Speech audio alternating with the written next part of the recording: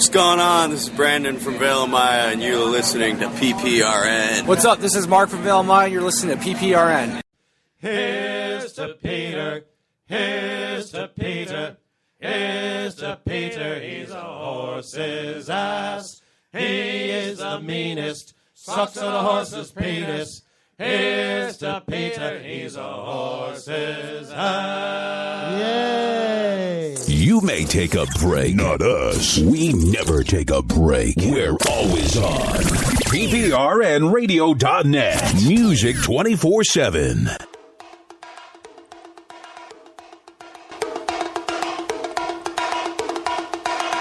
Are we in Africa?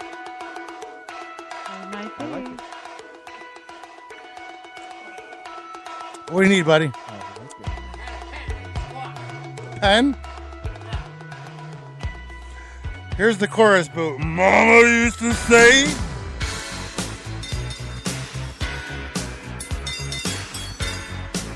Is he dancing? Yes, he is.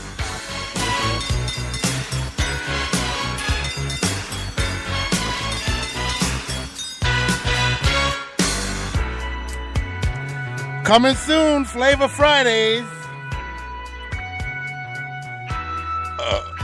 Stuff. At the end of August?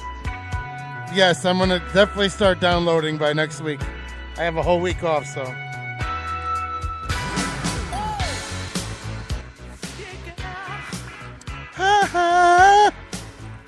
When we walked into the concert on Saturday, they were playing Flavor Friday music. I had goosebumps, man. Plus, me and Ricky drank a bunch of alcohol before we got there, so.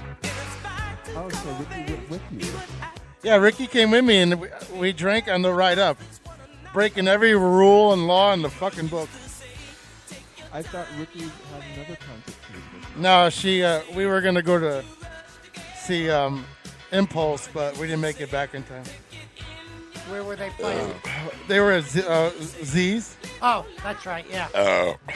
We left early out of the concert, but then the slot machines of evil called our name. Beckoned you?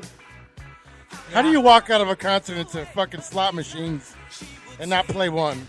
Easy for me. Nah. Mama used to say. I've never bought a lottery ticket, and I have never played a slot machine.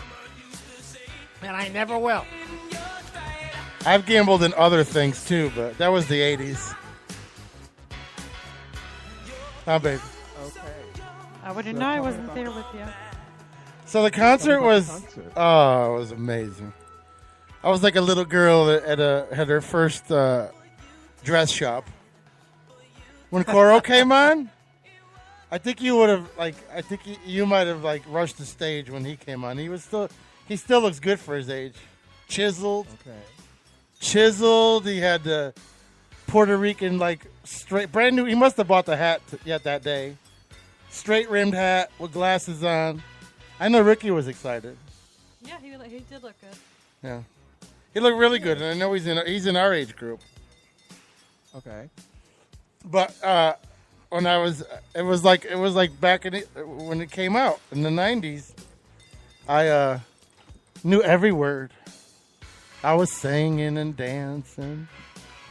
Now, how far back were you? Because the videos that you sent, all I could see were people's heads. We were halfway. So the place was huge. It was the size of, I can't compare it because I don't know where you've been, but I want to say it was the size of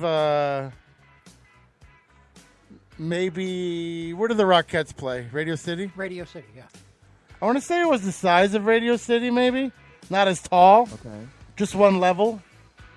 Okay. But you know what? I'll say this. It was the length of, it's the length of a racetrack. Have you ever seen a horse track? Uh-huh. That's the size of this whole place. It's Aqueduct Racetrack. They turned it into a casino. So they have a third floor where they just made into a ballroom. Okay. And we were halfway so back. We were halfway. Okay. Yeah. So then that's why all I saw were heads. Yeah, there was no seating. It was standing room only. They had special tables for the people that paid extra, but we won them on a radio station, so we weren't getting any special seats. So. Okay, so was it for?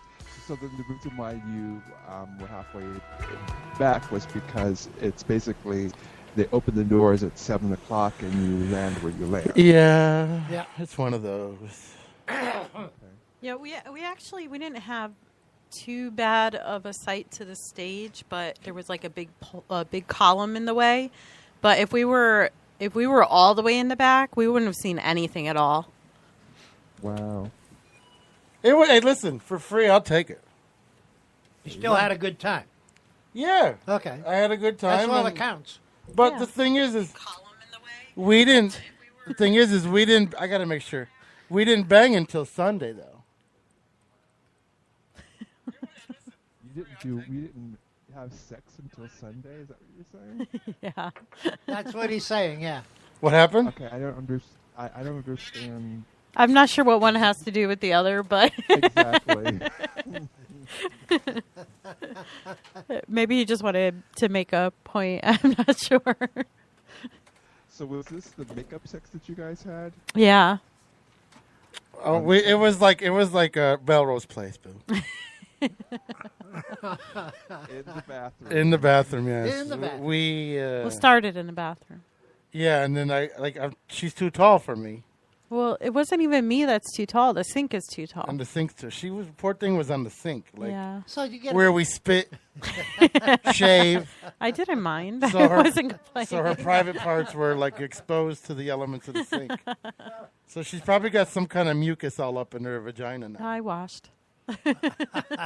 Well, she might have. Unfortunately, it was afterwards, right? So you couldn't go down, or you wouldn't let him go down. That's I wouldn't right. let him. She because wouldn't I let didn't. You didn't want to listen to him complain. Yeah, I didn't want to hear it later, and I was, I know he doesn't like that, so I was. Stop that. Well, you don't, and that's okay. But I didn't want to make it worse on you. I have PTSD from the time that would happen. I didn't want to make it worse on you. I was being considerate. I hadn't showered yet. I was being considerate. I had PTSD. What do you want me to do? Nothing. That's why I was like, don't do it. Okay. Well. Believe me, that hurt her. Well, boo, I tried. He did. He was willing. Yeah. Was it good? Yeah. You better shut your mouth. Was it good? Was it good? Anytime I go into that area, it's going to be good. Well, okay. Well, was it good? It was good because I've never seen him act like that, and it was a nice surprise. And you know me, I don't care. I'm not guilty of anything. Like kind of forceful and yeah, I was like, get your ass in the bed. Yeah. It was nice. I'm like, who is this guy? Get your ass in the bed. And why doesn't he come around more often? Hey, Jay. Yeah, like she wanted me to keep visiting. I'm like, well, that was my cousin. That wasn't me. You'll never see that guy again. Well, that's a shame. No, you will. You'll see that. You know how it started, Boo, right? No, please tell me. Well, she was shaving my balls. And just picture, she was shaving my balls and just picture. That's because he couldn't see, so he asked her to do it. Right, because I got a big belly, so she was shaving my balls. Tell the whole story, Peter. I'm trying. She was shaving my balls, and her hands are like two clouds. You know what I mean? It's like picture the clouds in the sky holding your ball sack. You know they're there and they're touching them just so gently. Uh-huh. She's got such soft hands, Boo. You don't even know. I can't even explain it. Goose down feathers. Yes.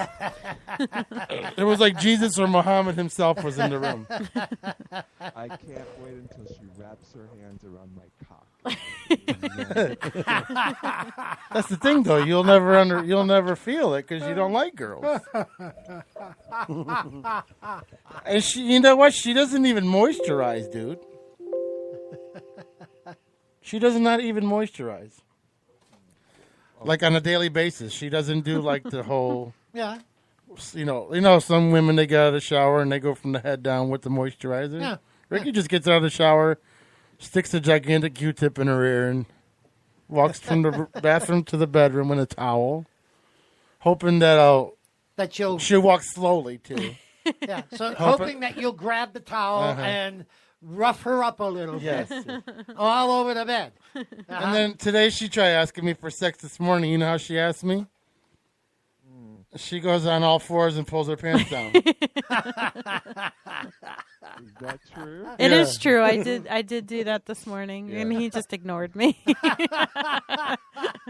I was late for work. It's already 7:30. Excuses. He tells me that's not a good way to ask. Peter, it's not asking. You say you go fast, so that would have been a quickie's a quickie, you know? Yeah, I know. I do go fast. There's no bullshit with that. I have so many questions. Also, ask. Okay. It's only you. No one's going to interrupt you today. I understand. You guys had just had a major argument, right? Makeup sex, yes. Okay. Okay, but even before we get to the makeup sex, you had just had a really bad argument where I'm sure that things were said that both of you probably did not mean to each other. Are you saying that the shaving of the balls came right after that? The shaving of the balls was, when was that, baby? The shaving of the After balls the was argument. Sunday, but the fight started on Friday. Right. What, on the way home from the concert? No, this is the before concert was Saturday. Oh. So we fought from we fought Friday night, a big fight, and then we kind of were quiet to each other for the next 24 hours. Or actually, the fight was Thursday night. Not Friday night. It was Thursday night. Right. And then we were quiet for the next 48 hours, kind of. Not like continuous fighting, because his son was there, and we're not going to fight like that in front of his kid. But we were quiet. I mean, we were still together and did things together, but we were quiet. And then Saturday night, we went to the concert. And, we pretty much made up by then. Did a little drinking. Yeah. And then Sunday he had to work. And Sunday after work is when the ball shaving came about. Okay. The reason why I asked that question is this. If I had an argument with someone, a really bad argument, I think the last place that I would want to rest my balls is in their hand. Yeah. With a razor. Yeah. So that's why I had to ask the question. It's like, that doesn't make sense. That makes sense. But I would never do anything to harm him anyway. Oh, your name isn't Bobbick? Exactly. I look forward to making up quickly. I don't like fighting, and I don't like it to last, and I don't like to ignore each other for hours on end. I don't like all of that. I'd rather just it be over with and we move on. Are you listening on the phone? Yeah, because I got to check some. Guys, keep talking. Okay. Okay, but now I have a question for Peter, but he's busy. Yes. Just 1 second. He'll hear you. It'll just be on delay. Go ahead and ask it, and then we'll play tiddlywinks until he answers. That'll work on the radio. I kind of wanted to know if the ball shaving is a new thing or is something that you've always done. The ball shaving was because I'm trying to grow. You're not on. Your mic's not on. The ball shaving is because I'm trying to grow my hair on my head, so. He doesn't. So you're shaving your balls so that your hair. Well, no, because I'm getting aggravated with my hair because I'm in that phase. You know that phase where your hair's growing. The awkward phase. The awkward phase. Where the you in don't between. like the way it looks. Yeah. So I have to I'm trim there it. too. I have to trim it up to make it look a little decent. You know what I'm saying? So, and then I'm like, well, I got to trim my nose hairs. I got to trim my ear hairs before I look like Bob. And then you trimmed your beard. Trim my beard, and then I said, well, you know what? I got the clippers out. She bought me nice clippers for Christmas. My stocking stuffer, and out came the ball. But boo, let me tell you something. The hair was so long that the clipper was getting stuck. Yeah, I couldn't even shave them that well because it just wasn't working. I mean, I shaved them, but it And you could've been laugh. better. Thank you. You asked me a question and then you laugh. Thanks. So, okay. So do you shave your balls regularly? Or well, No. you This mentioned that. This is the first time. No. I don't shave my balls on a regular basis at all.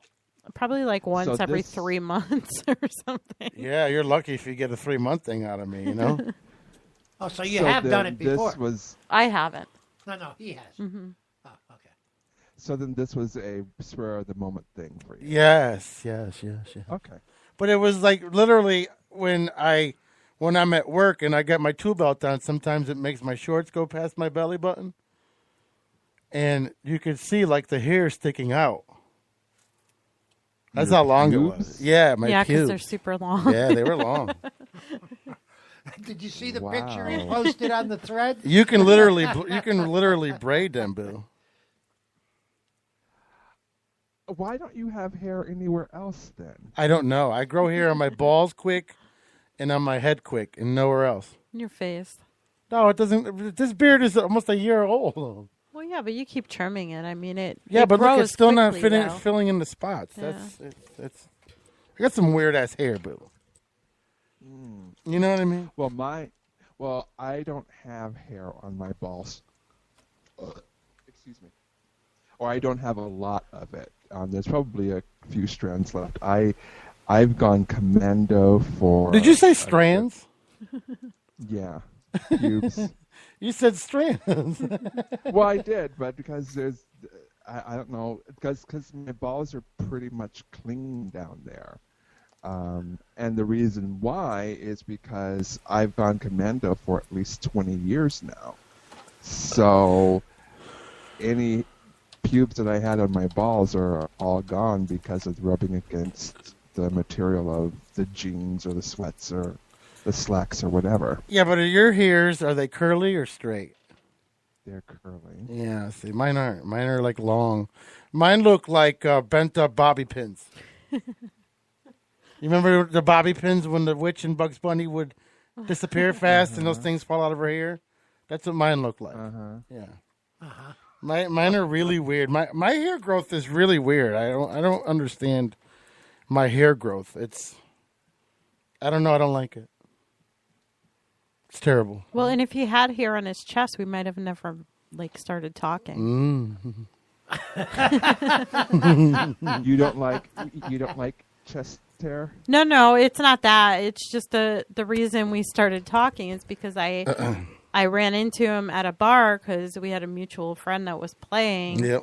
And I don't even know what we were talking about, but he lifted up his pant leg and he had no hair on his legs, and I'm like, don't you have any hair on your legs? And then he lifted up his shirt and he had no hair on his chest, so I felt up his chest.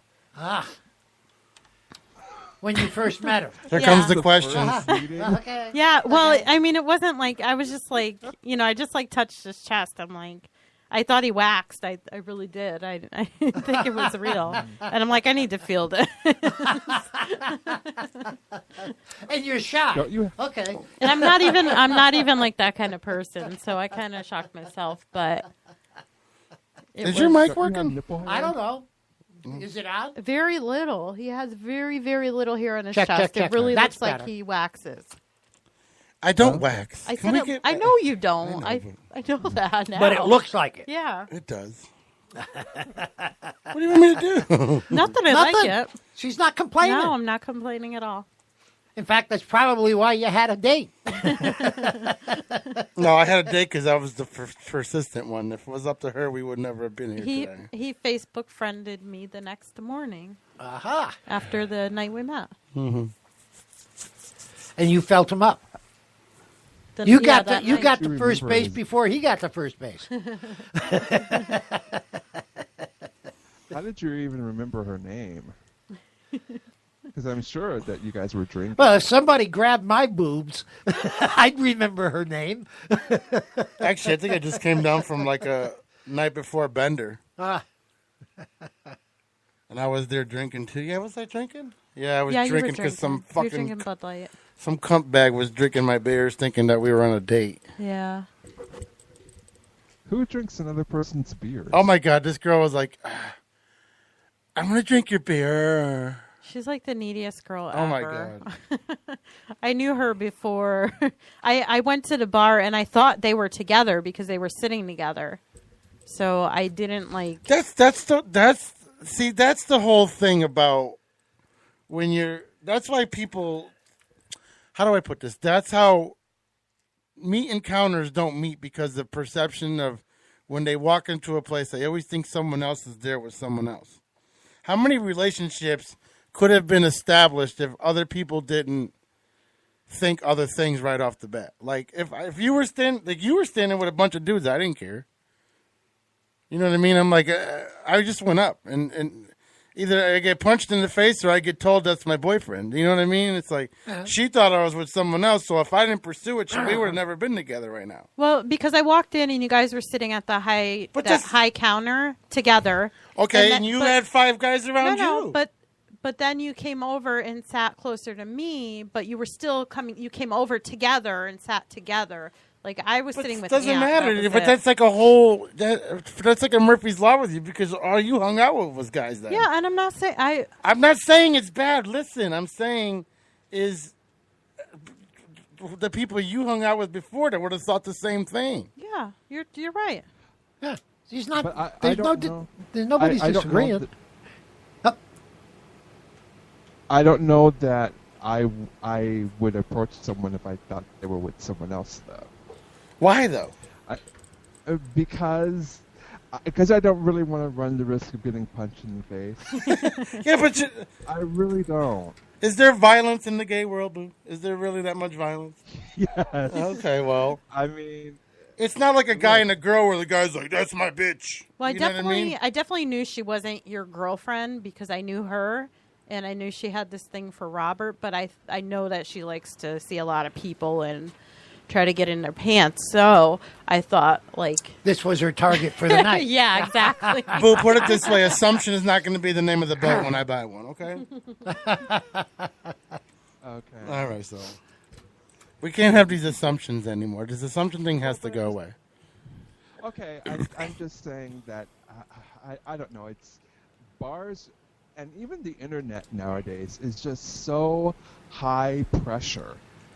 I hate the whole internet thing. I hate going to bars to try and meet someone because it's an unnatural environment. You know, well, see, I don't go to bars to meet people. I go to bars to hear music. Well, exactly. It's I don't know. Sometimes I feel like I'm not trying to bring this show down or anything, but sometimes it feels as if because I want to meet someone naturally and organically instead of having to force a situation by going online like on Grindr or Tinder or whatever, that I'll end up alone because that's what every other gay person on the face of the planet does. So that's all. It's way too high pressure nowadays. It is. And that's what happened before I met Ricky. I was talking to someone through a dating site, and all they wanted to do was text. And it was like 3 weeks into it, and I'm like, are we ever going to meet? And they're like, well, just in time, maybe. No, this ends now. Because I'm not this. Ricky does it to me, too, like if we have an argument in the morning. She'll want to text the whole ride into fucking... Because it takes me 45 minutes to get to my first job. So she'll text me the whole ride. I'm not doing this. I don't like the fucking... As much as I like the message and text, it's weird because I don't like having, especially a discussion texting. You understand what I'm saying? Yes. I hate discussion texting. If you want to say something, pick up the phone. We can get through this faster. You know what I mean? Especially like when you got to the way I type too. You know, I misspell everything. So you're gonna end up getting really mad at me because I spelled something wrong or I'm not reading what I write and it's I just go in and fix it. Yeah, but it's already sent from me, so I'm like, all right. I look at it afterwards. I'm like, oh, okay, well, shouldn't have wrote that. I don't know. Plus, also online, and this might not be the same in the straight world, but it seems like everyone is looking. First of all, everyone's a bottom. Everyone's a fucking bottom, and to get someone to get a top to flip to be a bottom is way easier than getting a bottom to ever flip and be a top. Even for one night, it's like pulling fucking teeth. But first of all, everyone is a bottom. Second of all, even no fats, no femmes, no blacks, no Asians, no one over 30, and make So sure they really don't that, want to meet anybody. Well, well, and that may be, but it's like, well, if it's like I don't fit into any of the categories that most men want. I'm a big black man with a big fat belly, and I've got hair all over my body. Yeah, but and I haven't looked like I was a teenager since I was a preteen. That's a different kind of level, though. Like, you guys, you're arguing about positions. Like, in the heterosexual world, we have to jump through hoops and have conversations and have feelings and talk and walk in parks and stuff to get to what you guys argue about. Like, you guys go straight to the fucking. Like, hello is blowing each other. Well, I think that's You know what I mean? I think that's just a lot of online dating in general, because I know when I was online dating, like, that's all anybody wanted to do, and I'm like, really? Well, look I don't, at you. The I don't pictures want you to used do to that put, though. though. But I'm not that person, and if in the first conversation the guy calls me hun, I'm like, forget it, I'm out. Don't Should have called her hun, boo. Don't call me hun. I'm not your hun. That's not my name. If you can't remember my name, maybe you should look at the profile again. You know what kills me about women is they always looking for this and that. And like when me and Ricky started like just talking more and dating a little bit, like she would get. Well, because Rick, if you go look at Ricky's Instagram picture, she still has it up with her titties showing. You know, the helicopter view, well, the aerial view. That makes women look thinner. That's why we do it. So, and then Ricky had, but every time you would go on Ricky's wall, like if she posted something, she would get like 30 to 40 comments, like 100 likes and everything else. And then one day, even her father was like, he jumped in and he's like, "Can you guys really talk to her without mentioning her tits?" And I'm like. I was like, then I noticed we started dating, and then it started to like diminish. You know what I mean?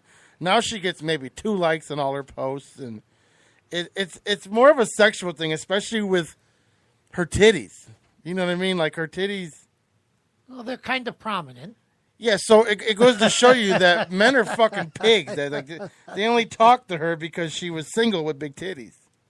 And I was just saying that to coincide with what she said about when she was online and everybody wanted to fuck her. Well, see, and that's the thing. It's like, and let me be clear here. Most of my online ads are, I'm looking for a relationship and this, that, and the other thing. But I do have some sites that I, like maybe 2 or 3, that are strictly about sex. But if you respond to me on those sites, then I know what's up. But it's on the other sites wherein the majority of my sites where I'm like, I just am looking for a partner and no one else is. And, and it's like, okay, well then how does anybody meet that is actually looking for something more substantial than a one-night stand? Will I turn down a one-night stand? No, because I'm a horny motherfucker. But at the same time, I want to make sure that ultimately I find a partner.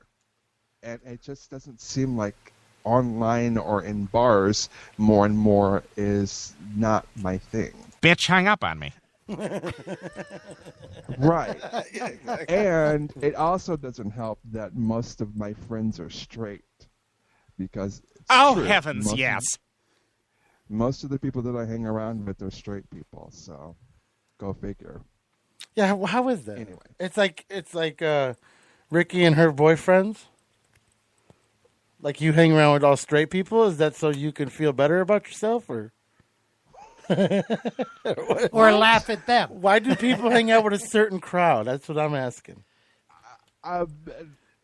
In my 20s, all I hung around with were gay people. And all we did was go to the club and party and... That's the dumbest thing I've ever heard. Me too. Because by the time I got into my 30s, and I decided that I would grow up a little bit, I was like, well, none of my friends really are ready to do at that point. Yeah. Yeah, so I ended up starting to hang. And plus, in my early 30s, I started getting a lot more spiritual and, exploring my spirituality in a much deeper way.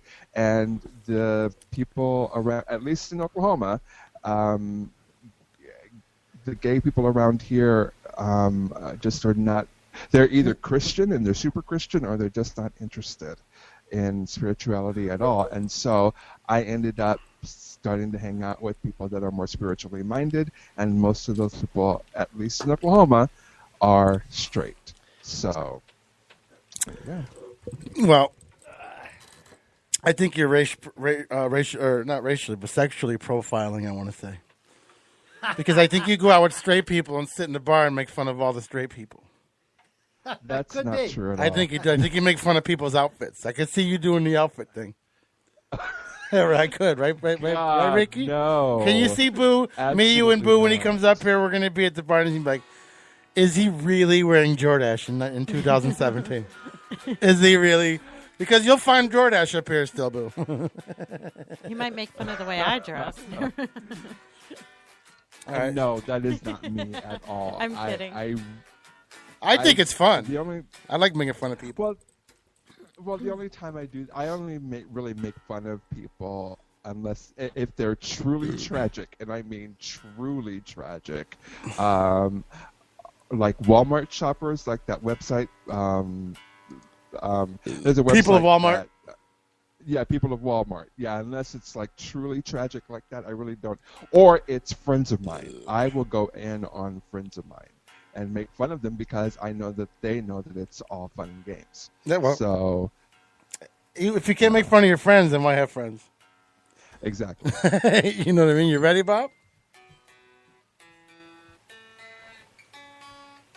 Yeah. You ready? Ready as I'm going to be. Okay.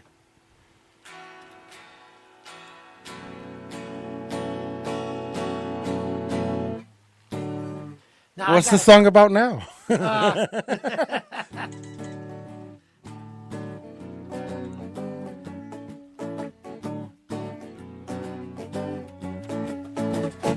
Peter Pinho running the board. Talk too much and he cuts the cord. He keeps things moving with finesse. It's almost like he's playing chess. Listening to PPRN. Then you can also join the trend.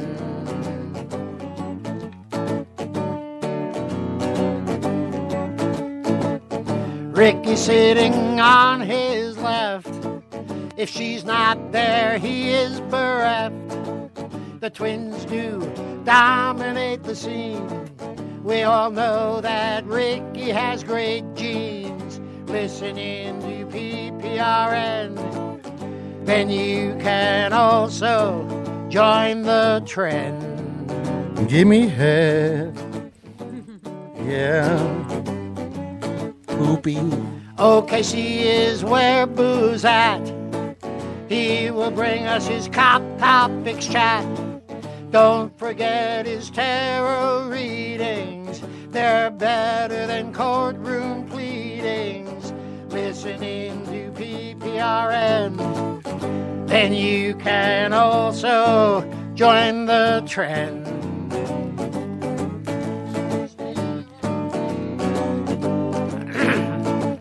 And lastly, we have Uncle Bob. We all know that he's no heartthrob. a dirty old man with a dead knob. Always wanted to own a Saab. Listening to PPRN, then you can also join the trend. Saabs are good cars. Listening to PPRN, then you can also join the trend. The trend.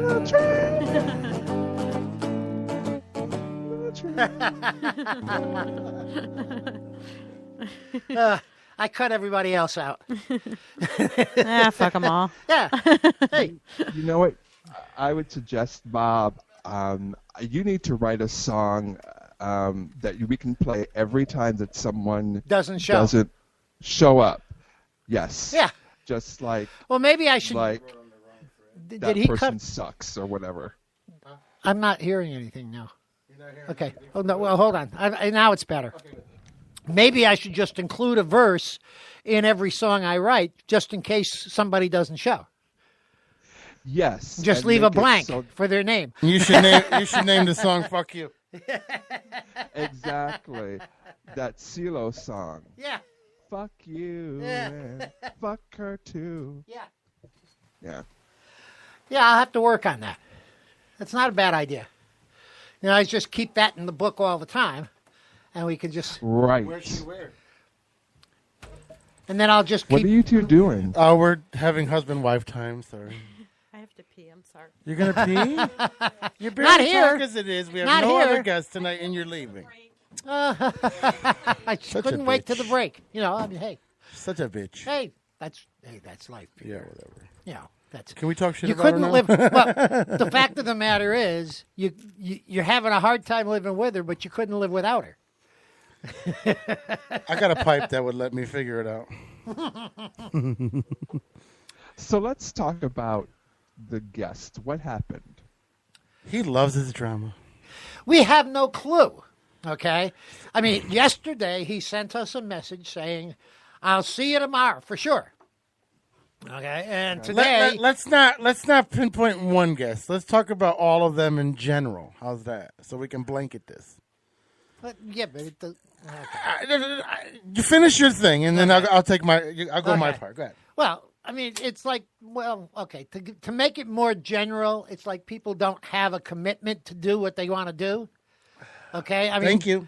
They say they're going to be someplace, and they let you prepare for that, and then they just, for some reason, whatever reason, they don't feel that they absolutely have to be there. More because, too often. Yeah, I mean, it's like they said they're going to be there. They gave you their word that they're going to be there, and then they don't come.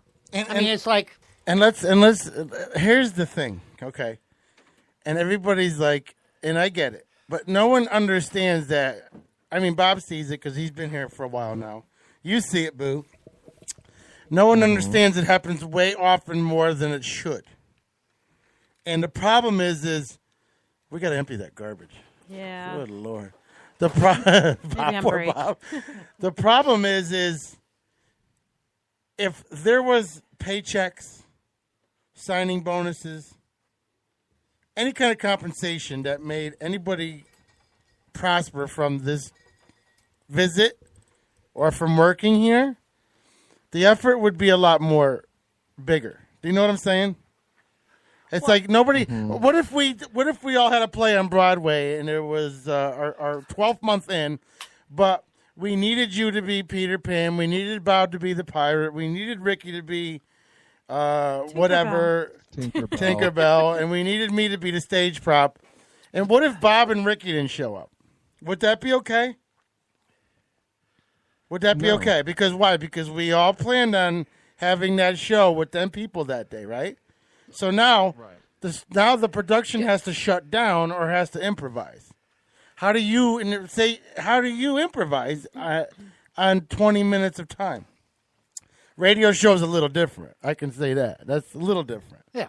You can improvise, and that's why and everybody always just say to me, why do you have more than 3 or 4 people? This is the reason. Right. I mean, if he only had himself, and then the three people that were supposed to be here that couldn't show for whatever reason. Right, if I did like a Rush Limbaugh show or something. I mean, he would be by myself talking to myself. Right.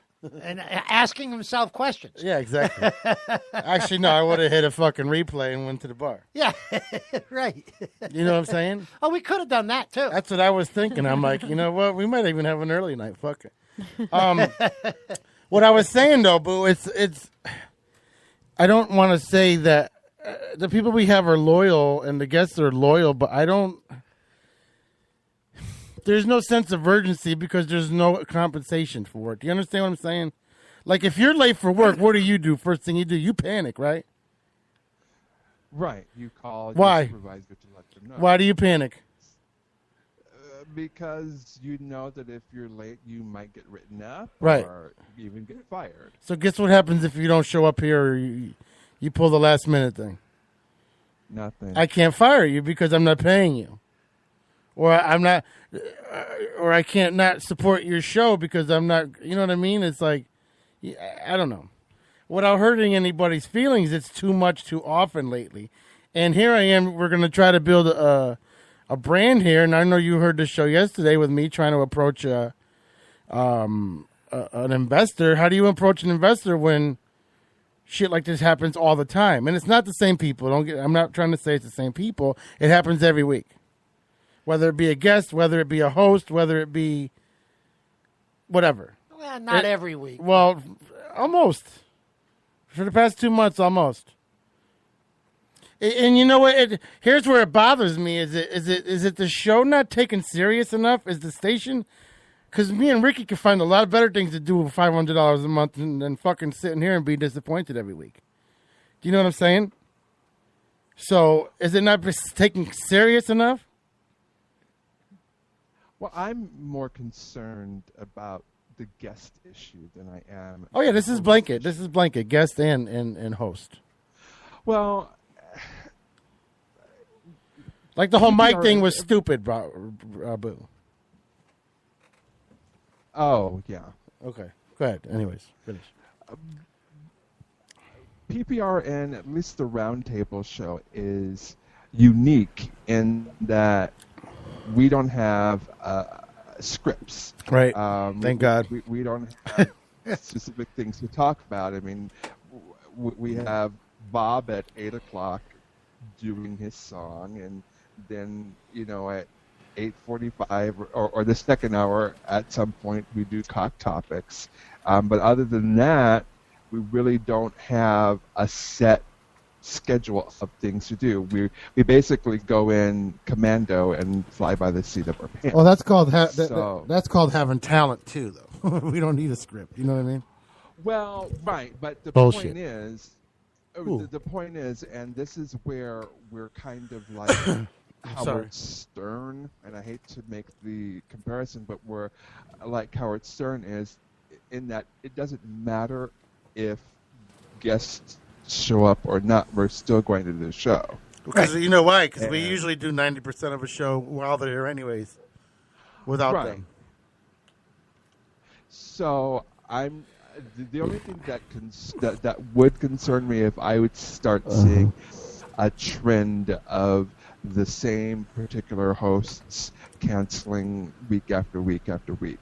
That would concern me. In the little time that I've been back, those hosts that come up with all sorts of reasons why not have fallen by the wayside anyway. So when you approach an investor or something like that, what I would strongly suggest doing is saying these are the core people that make up the show. These are the hosts that come in and out, but these are the core people that make up the show, and pursue it that way. Yeah, but the thing is if we were in KTU studios right now, you know KTU, right? 103.5. Yes. If we were in their studio right now, would we have this same issue? It goes deep. With me, it always goes deeper.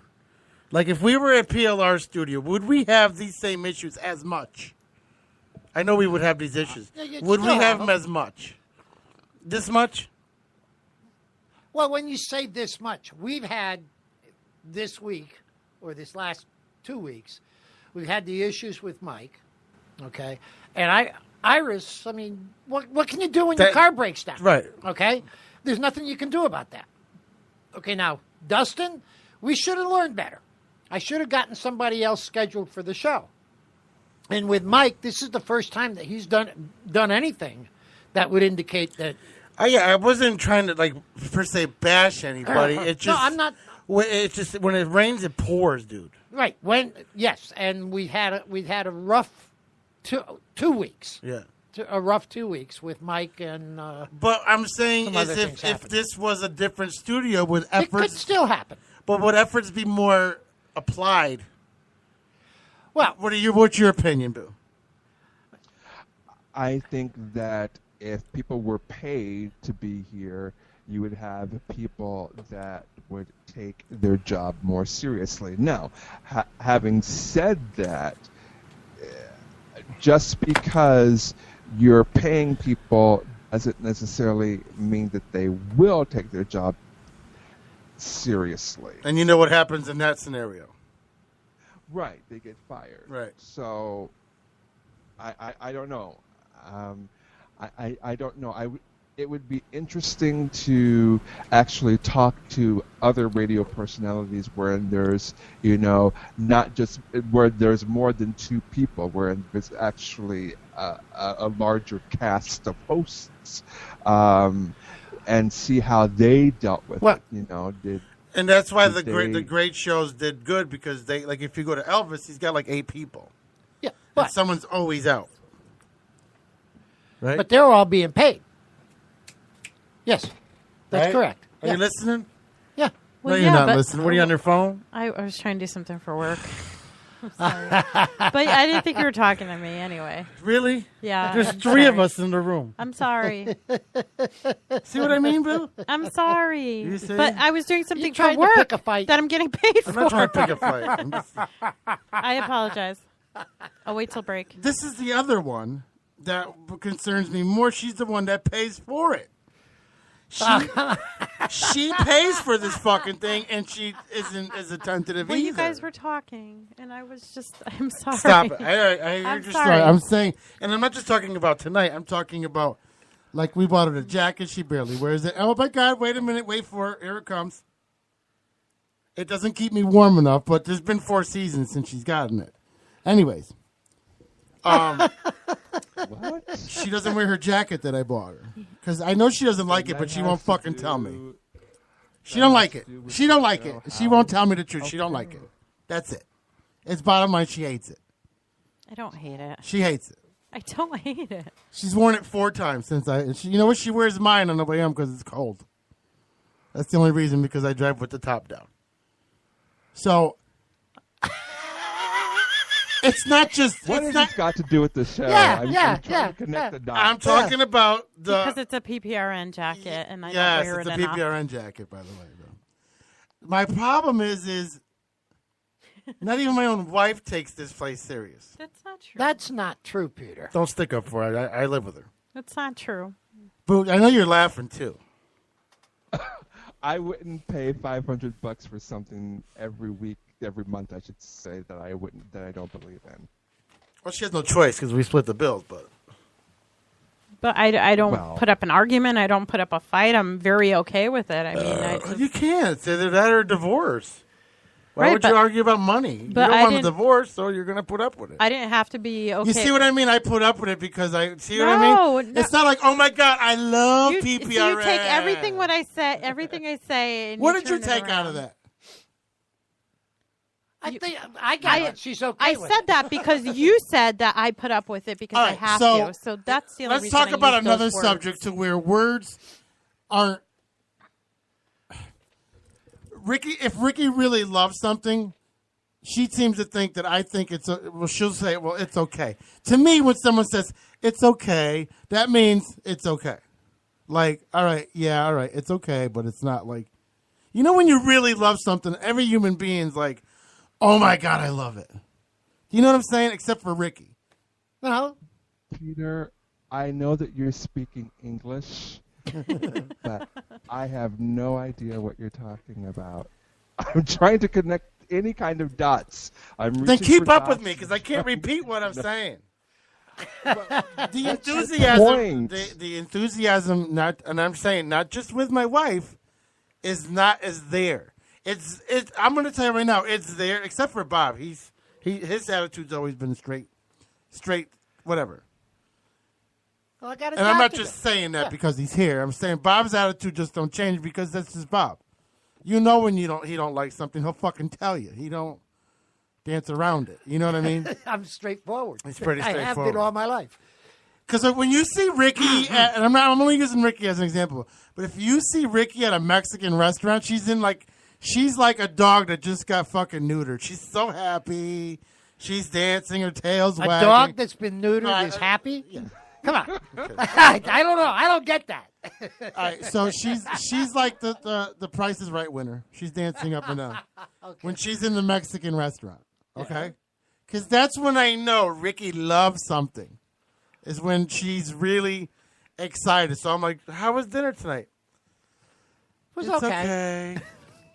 You know, like when you see a dick and it's small, what do you say? Well, it was okay.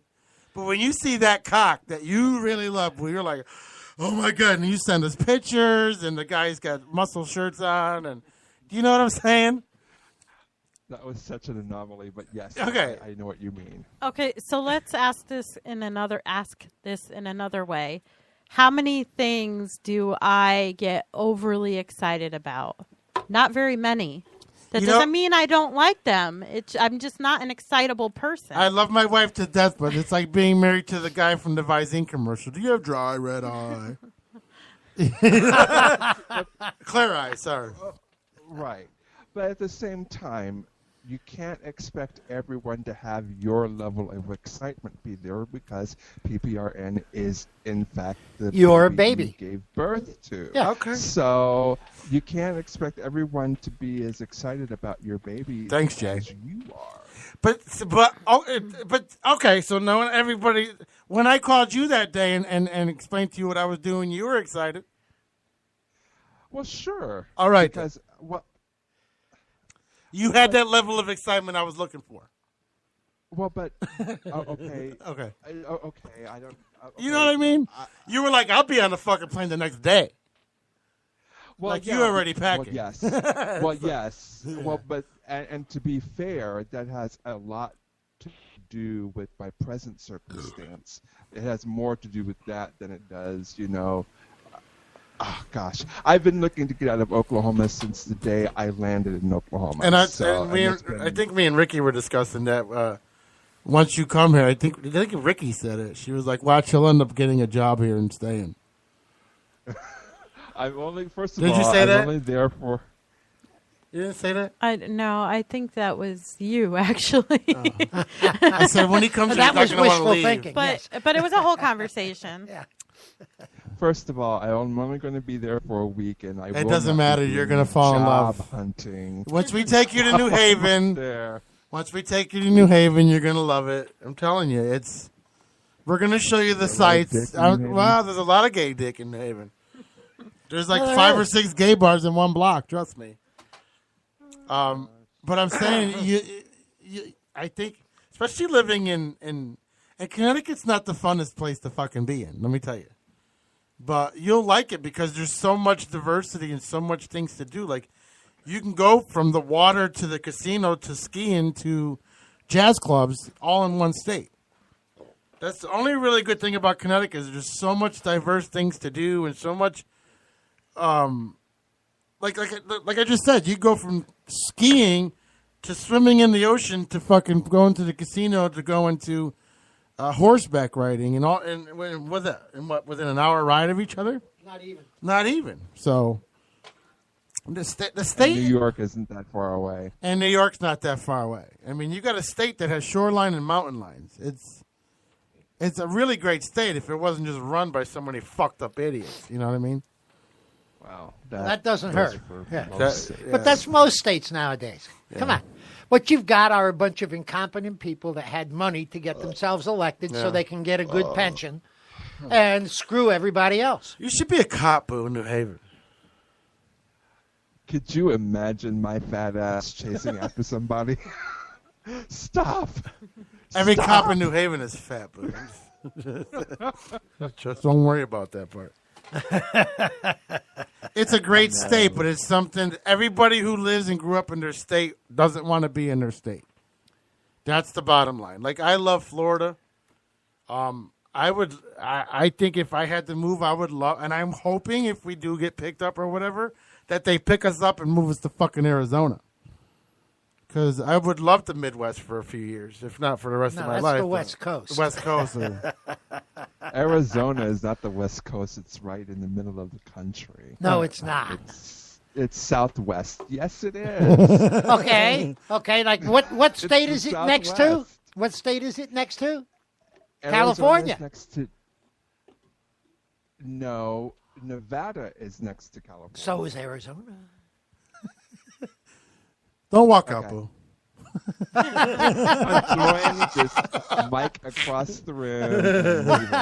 All right, let's take a break. I got to pee, and we'll pay some bills, and we'll be right back with the show with nobody, okay? We'll be right back. Thank you very much. What's going on? This is Brandon from Valemaya, and you're listening to PPRN. What's up? This is Mark from Valemaya, and you're listening to PPRN. Yo, this is Danny and Ruben from Upon a Burning Body, and you're listening to PPRN. Yeah. Hey guys, it's Peter from PPRN. Looking for something to do in Naugatuck? Check out D-Man's Bar and Restaurant. It's a local hub offering delicious gourmet burgers, wings, wraps, steaks, and more. Stop by and enjoy their casual atmosphere sitting in the bar, the lounge, or dining room, or kick back on the patio. D-Man's is located at 1370 New Haven Road in Naugatuck. That's 1370 New Haven Road in Naugatuck. D-Man's is going to be broadcasting live at PPRN Radio Show on Wednesday, July 20th. Go down and check out the PPRN Radio Show, broadcasting live from D-Man's in Naugatuck, 1370 New Haven Road, Naugatuck, Connecticut. That's 1370 New Haven Road. Go check out their patio, their bar, and their lounge. They have great food, too. Also, don't forget to check out D-Man's throughout the week for drink specials and local talent. Once again, check out D-Man's, 1370 New Haven Road, Naugatuck, Connecticut. Tell them PPRN sent you. You may take a break, not us. We never take a break. We're always on. PPRNradio.net. Music 24/7. You can try the Silva's Auto Body, located in Naugatuck at 275 Rubber Avenue. Serving the Naugatuck Valley community with the highest quality of craftsmanship for 25 years, we pride ourselves in delivering on our promise of extraordinary customer service and product satisfaction. We have recently expanded our business with in-house experts and industry gold standard equipment. So once again, give us a call at the Silva's Auto Body, 203-729-5967. That's 203-729-5967, located in Naugatuck on Rubber Avenue. Once again, the Silva's Auto Body, 203-729-5967. J&M Automotive in Naugatuck, Connecticut has been in business for 28 years. They stock over 450 quality pre-owned cars. They have the highest quality cars with haggle-free price, complete financing for all credit scores. They take all trade-ins. They are rated with the Better Business Bureau AAA. They were voted CTI ADA Quality Dealer of the Year. Visit jnmautomotive.com for cars, pics, videos, and descriptions. jnmautomotive.com. They're located in Naugatuck on 756 and 820 New Haven Road with over 250 cars in the lot. Call them at 203-723-5666. That's 203-723-5666. Also, go check them out on New Haven Road and check out their website, jnmautomotive.com. And tell them PPRN sent you.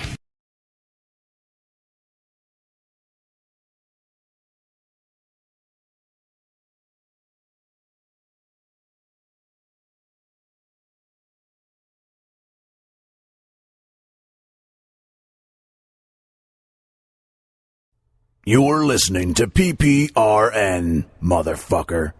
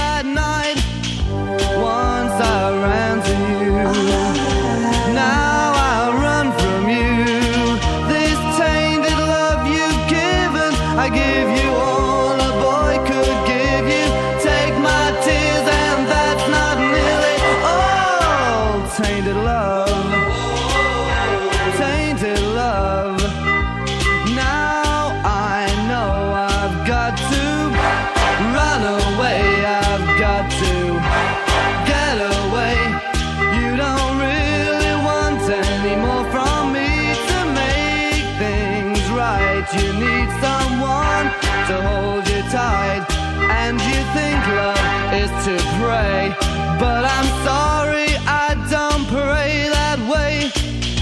Once I ran to you, now I run from you. This tainted love you've given, I give you all a boy could give you. Take my tears and that's not nearly all. Tainted love, tainted love.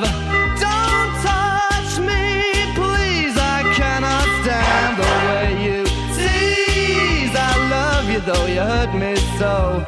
Now I'm gonna pack my things and go. Tainted love, tainted love, tainted love, tainted love.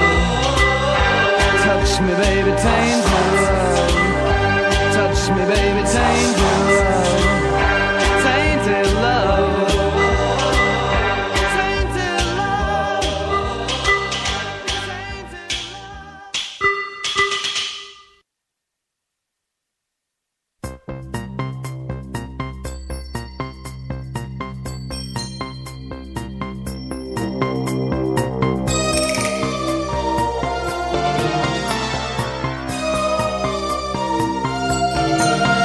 I saw you there, just standing there. And I thought I was only dreaming, yeah. I kissed you then, then once again. You said you would come and dance with me.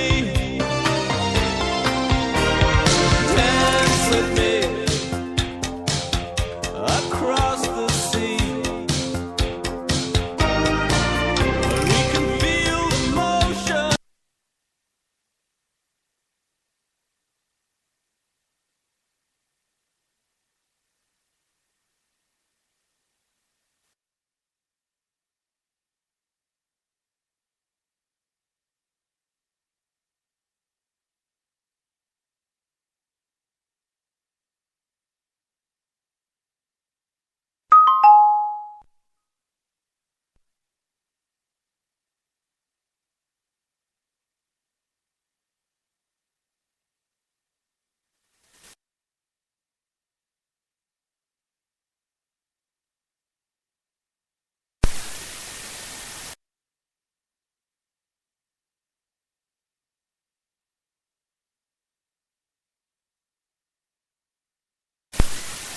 Give me a cigarette.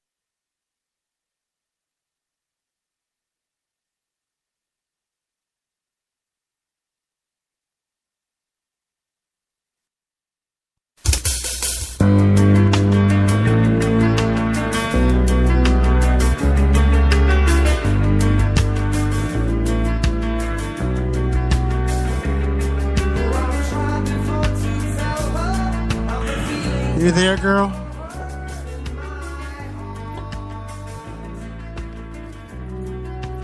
Wait, we can't hear you now. Hang on. Talking. Oh, now we lost you. Hang on.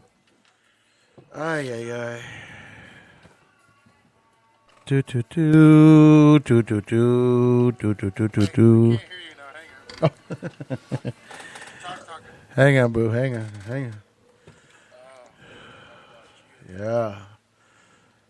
It's actually a good night for technical stuff, I guess. I know. Or you're off too. And you're I don't off. know. I'm not There off. you No, go. here we go. You're No, always you're good. off. Hello. No, hang on, boo. I think we lost you. Hang on. Man, that really confuses me. What is that? I know. The fucking. Sorry, let me turn that off. All right, boo. I might have to hang up on you and then call you right back. All right, hang on. Stop. Let's stop, boo. So, what should I get for lunch for tomorrow? Right, really? Okay. Talking to the mic, I can't hear you. Me? There you go. That's better. Oh, the Ricky. Yeah. The Ricky likes it in her ass. We can do like those sounds all night if you want, man. Our nights, like we do at home. We got the old guy. Hey, I can do that pretty good. I remember. I just there's no physical reaction going on at the same time. The beautiful sounds of moaning. What was that movie? Welcome. This service is provided by freeconferencecall.com. There is one other participant in the conference. Can you hear us? Hello? Hey, Boo. Can you hear me? There you are. Okay. Here comes the share your camera. In a moment. In a moment, yes. All right. So, is it one of those nights where we're just going to do that whole? Yeah. So this coming Saturday, I'm doing a show with my partner. Where? At the Panera Bread in Westport. Oh, that's right. That's right. You told me. Okay, and that's my partners. We call ourselves the Storytellers, and my partner is Randy Brody. He's a percussionist, and he does a little bit of singing, and we have a good time. And put that on your reminders. What's that? Sunday? Yeah. Saturday. Saturday, 6 to 9. Can you see us? Yes. Okay, good. All right, good. At which Panera? Westport. Westport Panera. Yeah. Are you a Panera guy, Boo? I can be. I went to Panera Bread this past week with a friend of mine, and they had the best baguette. He bought a baguette, like a 2-foot long baguette, and we just devoured that thing. It was so good. I go in there and rehearse on Wednesdays. How good was it? A 2-foot. Man, what can you do with that? Is that like a butter? I was. You can't do anything else with it, huh? Oil. Keeps it running smooth. Yes. Now, does that word baguette offend you? Because No.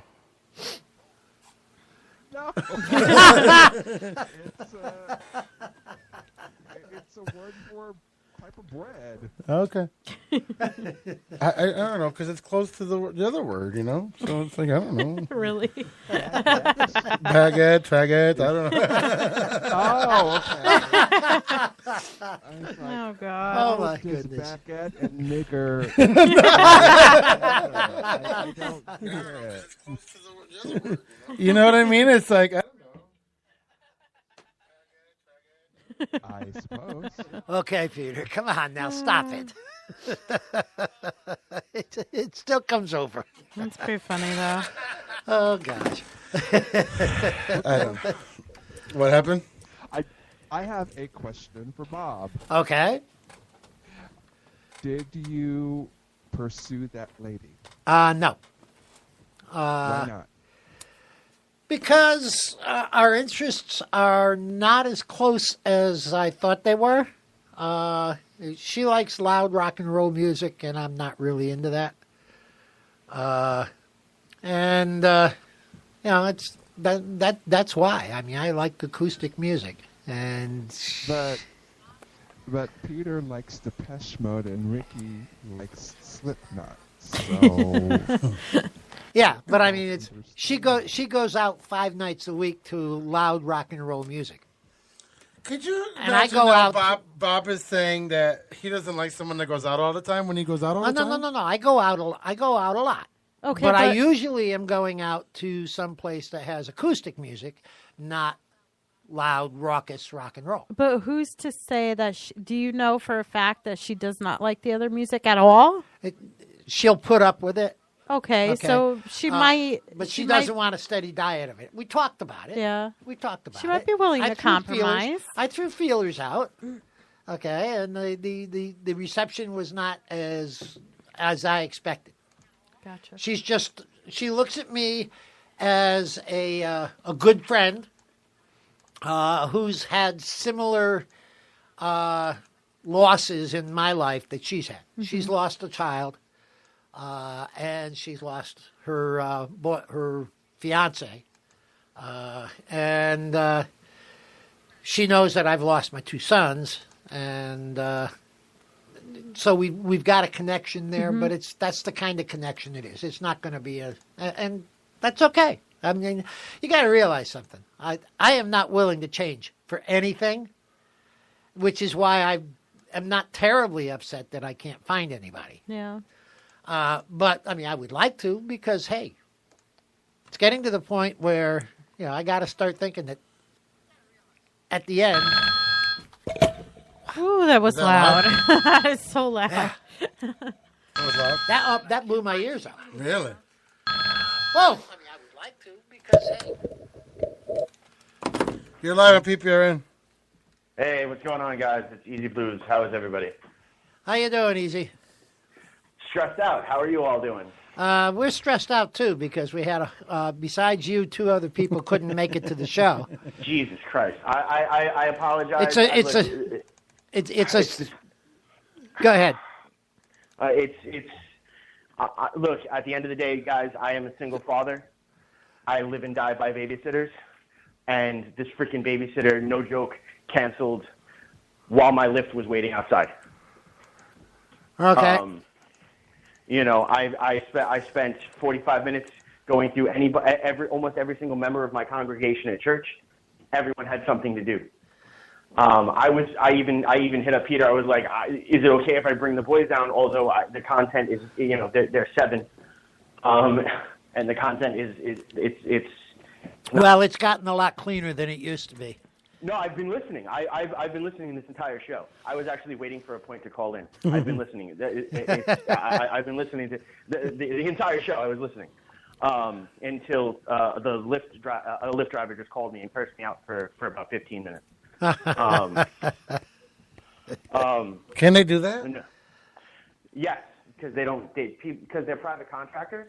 So at the end of the day, they can do and say whatever they want. They just don't have to work for the company anymore.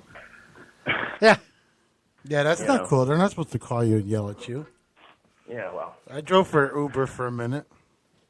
At the end of the day, it just happens to be the no good, horrible, very bad day. Boo, did you burp? I smell dick. Boo's, did, right? You got to realize Boo's out in Oklahoma City.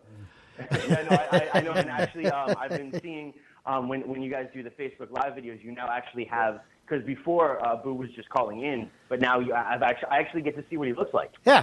I have been following you guys. I do pay attention. I try to get to where I can get, but again, it's me. I can only really work part time to make money. I try to do the music to make money as well, and to afford a sitter.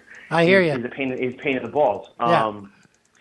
I know single mothers have been doing it for decades. I take nothing away from them. They're strong. They're amazing.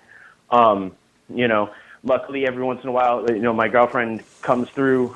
She just her work schedule has been chaotic, so it's been rough. I mean, and a good positive note, I get my oldest son now every other weekend. So now I have 3 boys that hang around my house. That's cool. That's cool. Yeah, but my main priority is always going to be the kids. And I'm nowhere, I'm not a charity case. I refuse to be a charity case. I will never be a charity case. I fight hard for survival, and we grow together as a family. But I am also at the mercy of babysitters, and I spend a lot of time at home staring at walls. I hear you. Been there and done that. No, I know you have, and I know you have, Bob. And so how's everybody else? Well, did you call in so we can counsel you, or? No, look, like I said, I spend a lot of time by myself in 4 walls. This is the most time I've talked to adults when I'm not at work. There you go. Boo, what do you have to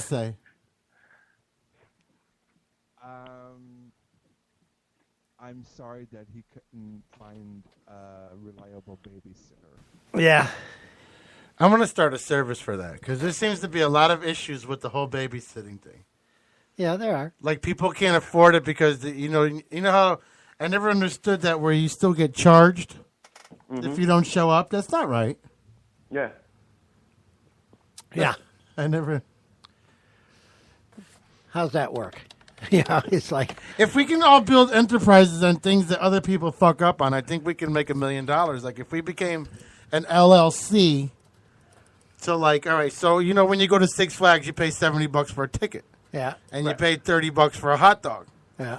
Why don't I open up the same size of amusement park down the street from them, charge half of what they charge to get in, and then charge normal prices, like bring back the old $1 hot dog. First, you got to build it, and that's why you have to charge so much. Yeah, but you and then you have would to have have so the much liability. volume. But then you have to have the liability insurance. I mean, it's like Yeah, but you would have so much volume that you can actually even out and pay for that. Because I think more people would go if it was affordable, right? Yeah, maybe.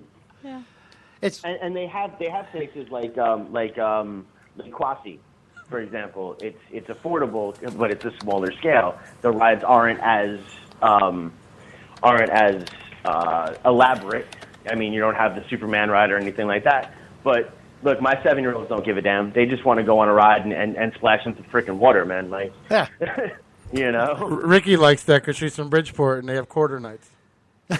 No, actually, I used to love Quasi. I think they're a little more pricey now. I grew up across the street from Crossy, basically, and it was fun when we were little. But then it never grew and adapted to the times. Well, as a parent, though, Quasi is wonderful because for young used to parents. be much more affordable. And when my kids were younger, they loved all the rides. They could go on all the rides. There was no height restriction. And if you had to be over a certain height, it was only if you rode alone. But if you were under that height, you could ride with a parent. You could tie a fucking rope to a fucking laundry basket on the back of your car and still have more fun. Whatever. They had fun there. And it was a small park. It wasn't this huge park where you're worried about getting lost. Right. Bottom line, exactly. Boo, she's cheap. When you're a single parent with 2 kids, yes, you're cheap. Exactly. Yeah, I am cheap as the day is long. Hell yeah. I used to have You guys season act like passes. I ain't had 3 kids by myself. I had season passes to Quasi. I had no child support. I just ignored him and told him to shut the fuck up. We're not going nowhere. I'm broke. Yeah, no, I have no child. I have no child support. But I pay child support to my oldest son. You know. What, Boo? Where is? Let me ask you, where is your support system? Do you have anybody around you that could help out? I mean, even with single parenting, single parents wouldn't be able to do it unless they had some kind of help around them. So I'm just curious. No, my mom died 2 years before my sons were born. 1 year before my oldest was born. My little sister does live out here. That's actually one of the reasons why I moved out here from New York. But she works 3 full-time jobs as well. I don't have a support system, and a lot of that actually has come from my own stubbornness initially. I'm a U.S. veteran, and it was ingrained in us to suffer. You suffer in silence. So the fact that I'm even talking about this right now, it's anyone, let alone to everyone that's listening, is a big step forward for me. But I don't have a grandmother. I only have one side of my family because my father won't even admit that I exist. So I have just started up with a church community who are fantastic, and I'm learning slowly to trust them and to lean on them a little bit for support. But as for a support system, I have none. And the twins' mother is again, your internet radio, so I'm going to say it. She's a fucking Batman villain. They go over there when she decides she wants to be back in their life, and her girlfriend beats the shit out of them. And that's completely okay because they're 7 years old, and New York State won't take their accounts as true witnesses and feels that I am putting them up to say that these bad things are happening. Wow, I guess this is a counseling session. God damn it. Boo. I've never understood the whole not having a support system. I'm not saying that you're lying or that. I'm not saying that what you're saying isn't even true. I mean, I completely believe you. It's just that it's foreign to me. Same way, I know Peter with he has issues even with his own mom. That Is that better? It like for me, I have family everywhere. The way my family works is no matter how fucked up and dysfunctional and crazy and get out of my life kind of people that they are, they always seem to be around when things get rough. It doesn't mean that help they give doesn't come with strings attached, because it comes with a whole thing of yarn attached to it. But I guess it's out of my reality. I couldn't imagine not having a support system around me of any kind. Even with the friends that I have turned into my family, I just it's weird to me to hear people say, I have no one. And the only reason why I even say that is because you're the second person in a week that I have talked to that has said, I literally have no one in my life. And I'm like, how does that even happen? And again, I'm sure it does. I mean, it's evident that it does. And I'm not, and I believe you when you say you have no one in your life. It's so weird to me to hear that. That's all. And you want to know something? It's boo. It's awesome that there is someone that is weird to hear, because to me it's become just a normal everyday existence.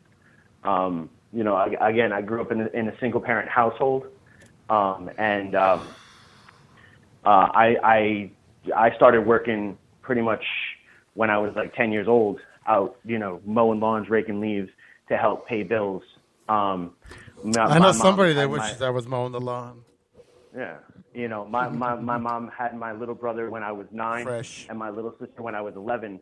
I became the other parent in the household. My little brother is making choices. Hopefully, he's on his way to Florida for a rehabilitation center. I pray every night that he's gonna get better and he gets the help that he needs. My little sister, she's a professional CrossFit athlete.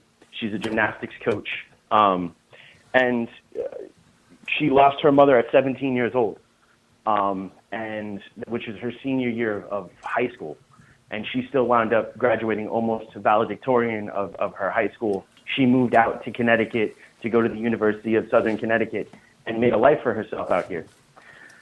And I know that she, seeing us sometimes brings up the hurt, because none of us are truly over the loss of our mother.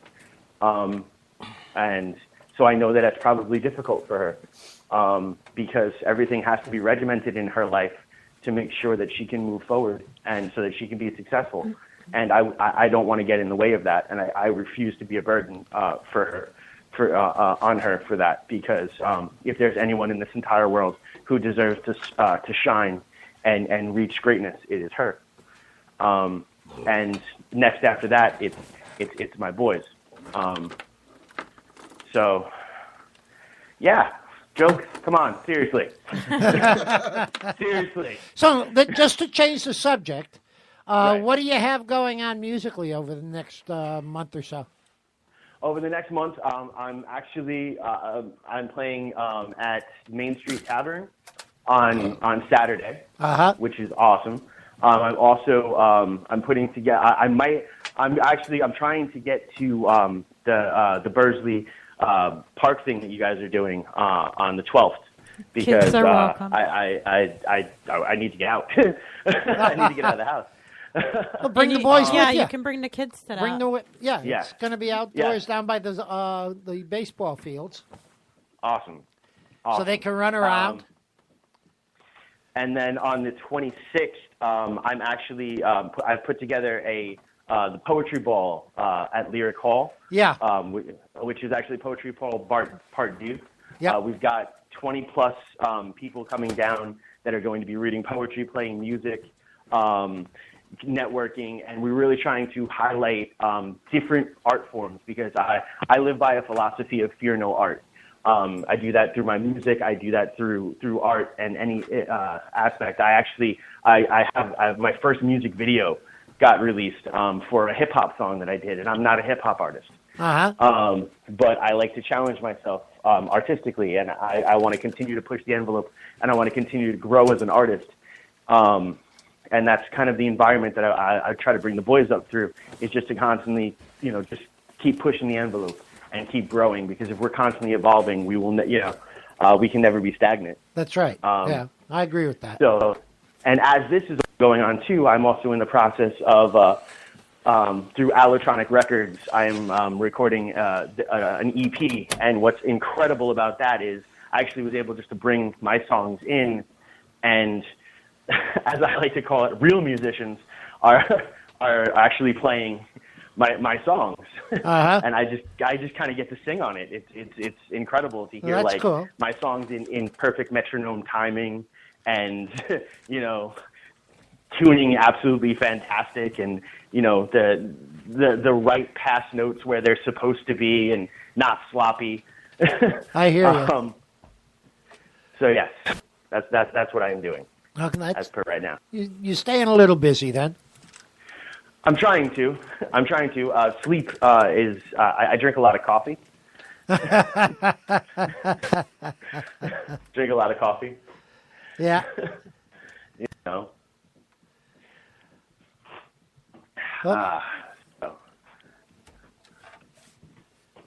How's everyone else doing? Well, I've got a show on Saturday evening, 6 to 9. And then on the 26th of August, the same day that you've got the Poetry Fest, I'm going to be playing in the Black Rock Porch Fest. And that's going to, and then on the 19th, I'm going to be playing at a street, a neighborhood block party.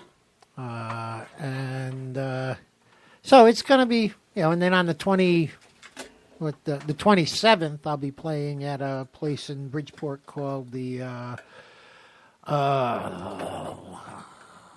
Euro Lounge. Yeah, I've been doing that every once in a while.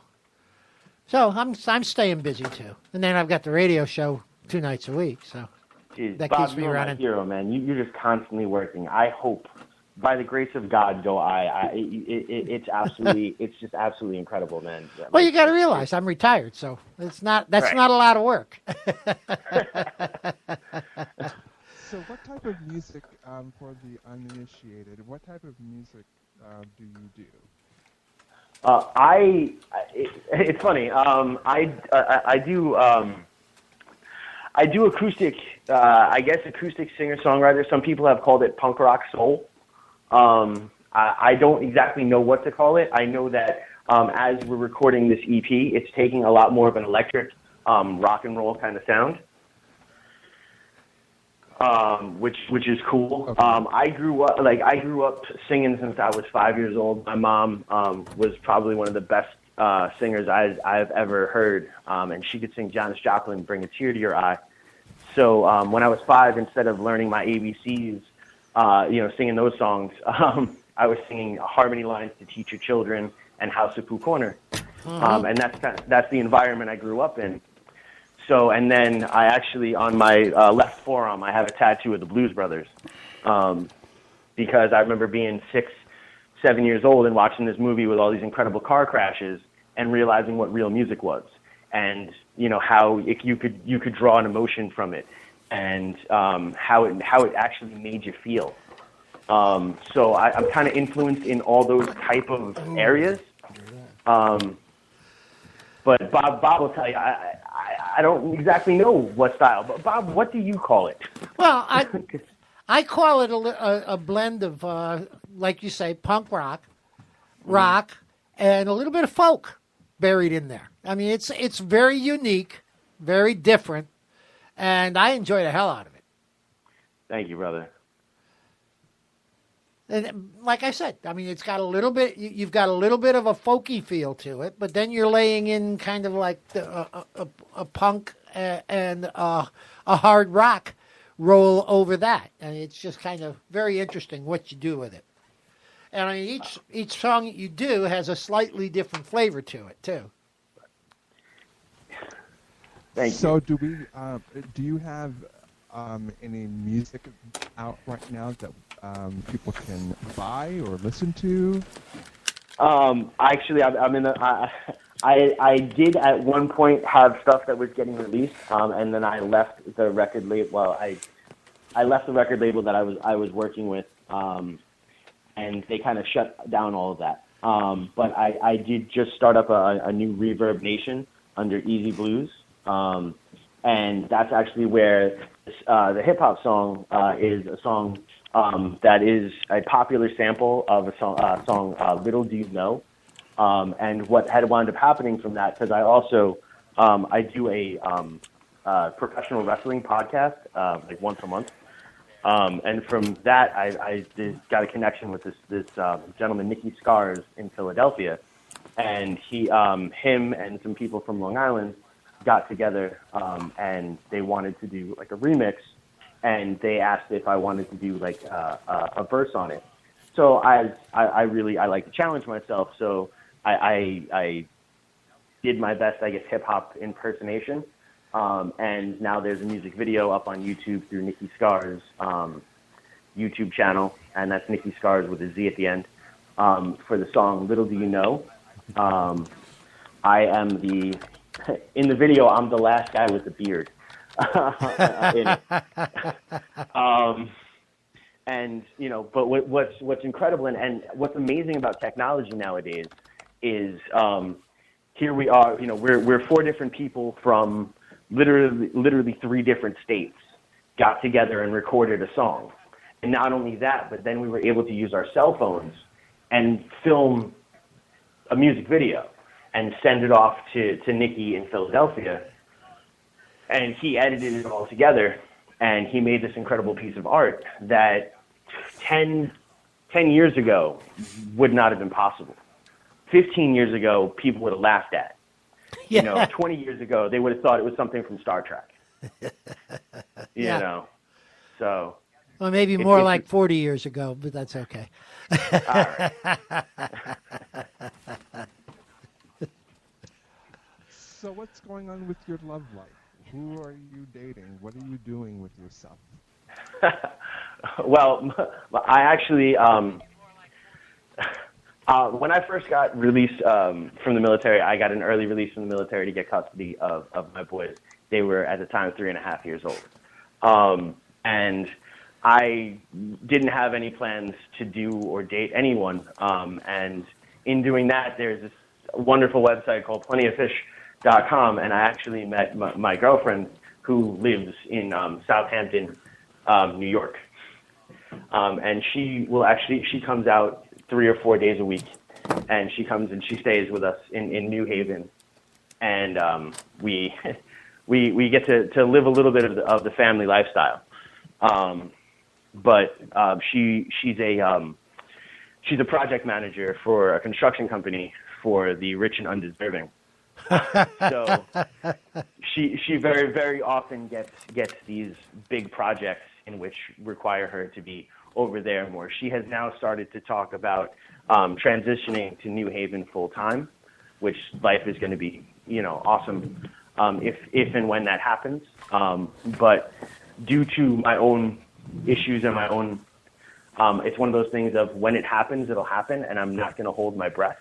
Because especially being a father and having other people who count and depend on me to be there every single day. I can't hope, and I can't live on hope. So if that does happen and she can transition, that's going to be fantastic. That's going to be amazing. And if it doesn't, then life will go on. Yeah, exactly. I mean, and actually, Peter, Amy still has the pictures from the concert that she wants to send you. Oh, from the benefit. The benefit. Yeah, from the benefit. She has those pictures. She has a bunch of really awesome shots. You are actually very photogenic, sir. Just Me? So you know. Get out Yeah, of here. Yeah, you are. You are. You won't get me in bed, man. Knock it off. Try as He you can't might. He can't handle what he's got already. Yeah, so man. Give up. It's kind of creepy, man. Well, thank you, though. I appreciate that. At least somebody gives me a compliment once in a while. You heard it, boo. Speaking of which, So, sex. But when it comes down to relationships, I always say that there's only 2 women in the entire world that have never let me down and will never leave me, and that's harmony and melody. I know that's super cheesy, but music has saved my life on so many different occasions. Mine are Aunt Jemima and fucking Wendy's. Those are my 2 favorite ladies. Wait a second. Now that's a lie. Pretty much. That's a lie. He doesn't even like Aunt I Jemima. caught you out. I love syrup. Who doesn't like syrup? What's the matter with you? Yeah, but they're not all the flavors. Oh, yeah. We need to take an IHOP ride this week. Wait a second. Now, it depends on where you're putting the syrup. Boo, do you like IHOP? Sure. You don't? He's trying to figure out where this is going. It's all right. I mean, it's not like, yay, we get to go to IHOP, but then again, it's not like, God, I don't want to go to IHOP. I like IHOP because they have 5 different flavors of syrup. Do you know what I'm saying? Yeah. Have you ever put 5 flavors at once on a piece of fucking pancake? Oh, God. Remember that old Chris Rock bit about tossing salad in prison? Yeah. Where's the salve? Sometimes I eat it Jelly.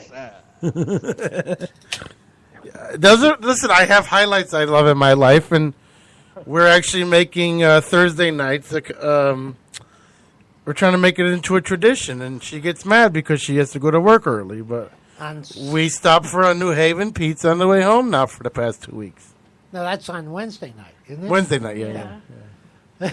What's wrong with that? Can we start a tradition, Boo? I think it's lovely. Yes. Thank you. I love pizza. But don't you have to go to work in the morning, too? Yeah, but I can sleep an hour and still function all day. You're I don't me. dwell like other people. You're like me. I don't do well on. You know what bothers me, especially Dustin? You know what bothers me is when I go on Facebook on Monday, it's like, oh, it's a Monday. Motherfucker, while you were sleeping, my Monday started yesterday. Okay? Exactly. My Monday started on Sunday, bitch. What the fuck what is the difference between Monday and Friday? Because you don't want to go to work. It's nothing about a workload because your workload's going to be there regardless of what day it is. Right. You just don't want to start the week. And here's the problem I always said, too. I said, us as, I don't know if it's more of an American thing or a human thing where we as humans, we start off the new year with all these, I'm going to lose weight, I'm going to be better than my kids, I'm going to be this. But what do we do on the very first day of the new fucking year? We take the day off. Why? If we're starting it off positive, why do we want to start the year with a day off? Can't we do it the 2nd? Or can't we even do it the 5th? Right. Sometimes taking a day off is nice. Yeah, but Boo, every year I'm gonna eat salads January 1st. Well, you're not because you're drunk from the night before, and you're eating pizza to soak up all the alcohol on January 1st. I don't go out on New Year's Eve, okay? Because that's amateur night out, and I don't want to get killed, okay? Seriously.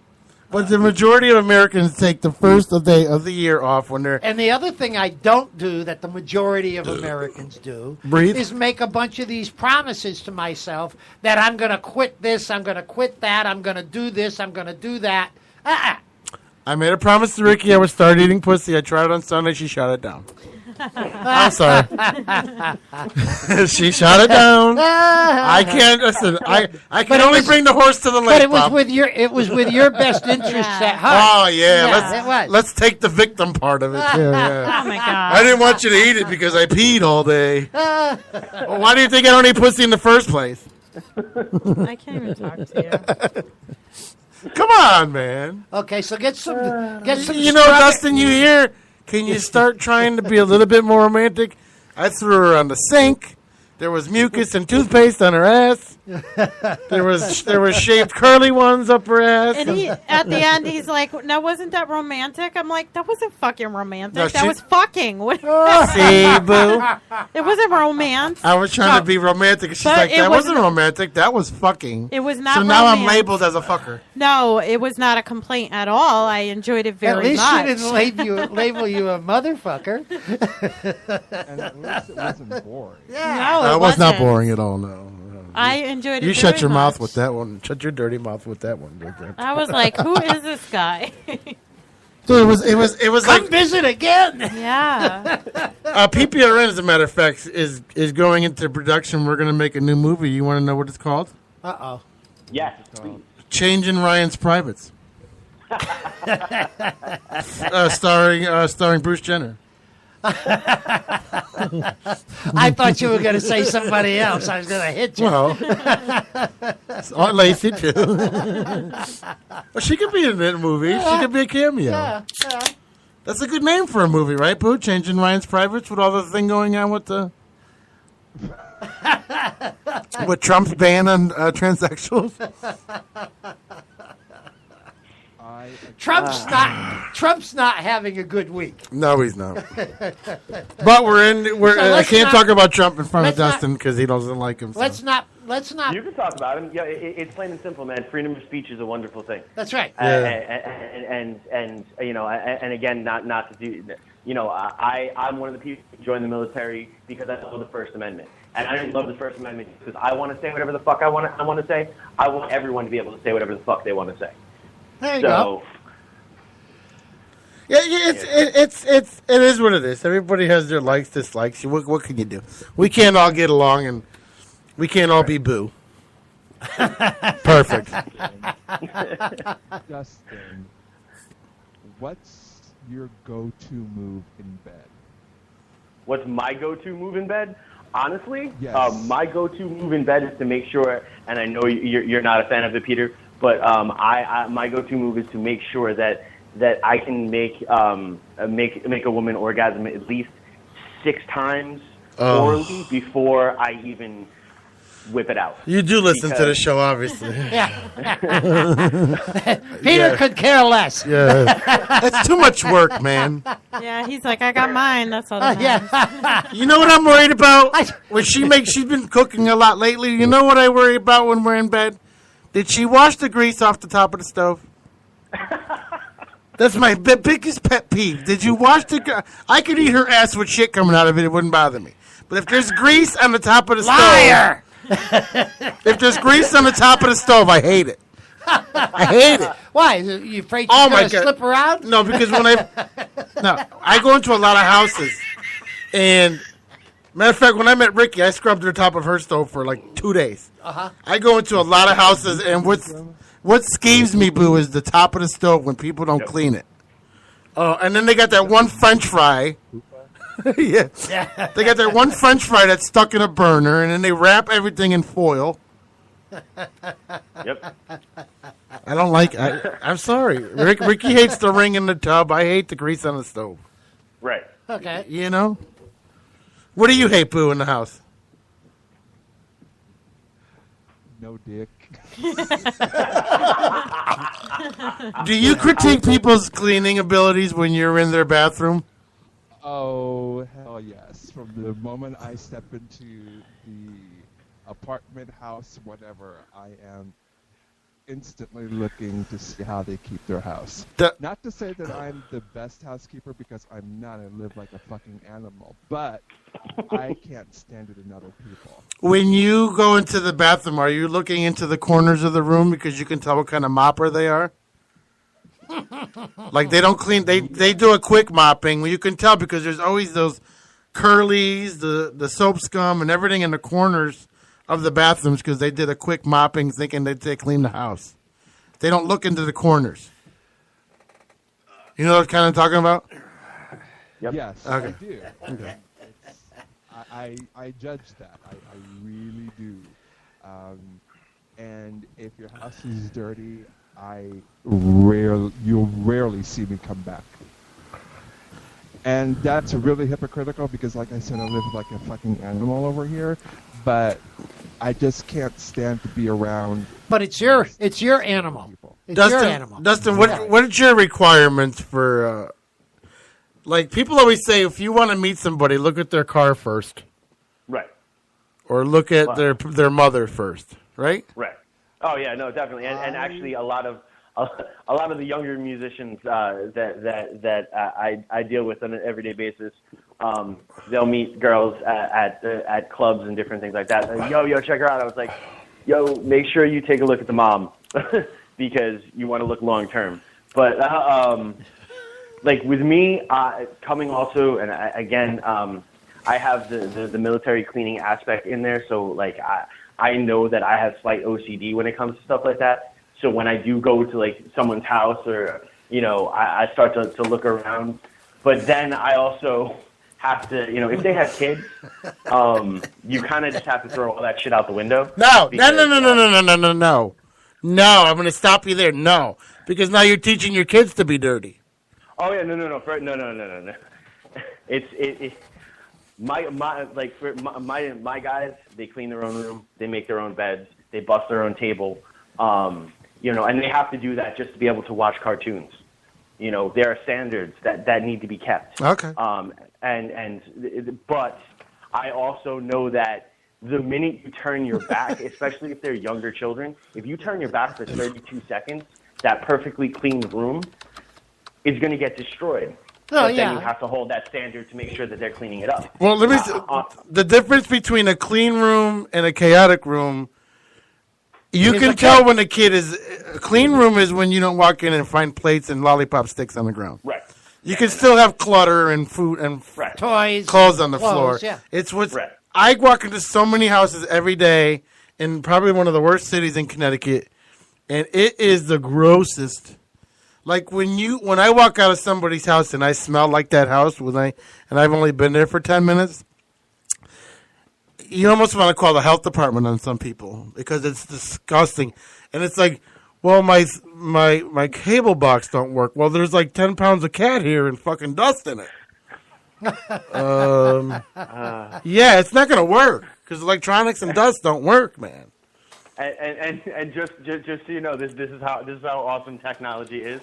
While this is going on here, my girlfriend who is listening in Southampton right now is texting me. She's like, "Yep," and that's how you knew because and that's how you knew you loved me because my car and my house were immaculate and my mom is hot. See, you got a good one there. There you go. Yes, and she also says apparently there's a little bit of feedback coming out of Peter and Bob's microphone. Oh, a little static thing? Yeah, I know. Jesus Christ. There might be a little bit of static. Yeah. See what I mean? So, and you wonder why I'm on the thing all the time. Maybe I need to be off the mic a little. I don't know. I can't hear in here, and I don't know what it is. But we'll see. All right, Justin, we got to go take a break. You got any shows you want to plug, or? I'm playing on Saturday at Main Street Tavern in Stratford. That should be a lot of fun. It's acoustic night with it's acoustic and punk rock night. So we're gonna get a little loud. We're gonna get a little crazy. We're gonna get a little weird. Oh, all right, cool. Well, thank you for calling in, man. Sorry to hear that you couldn't make it because of the kids, and we wish you. It's all right. Thank you guys for understanding, and thank you guys for giving us local artists a platform to actually share our art. And I do look forward to being able to actually be there and play some fucking kick-ass shit for you guys. All right, man. All right? Be careful and be good, man. You too, man. Thank you so much. You're welcome. And Boo, when we come back, we're going to do cock topics. We'll be right back.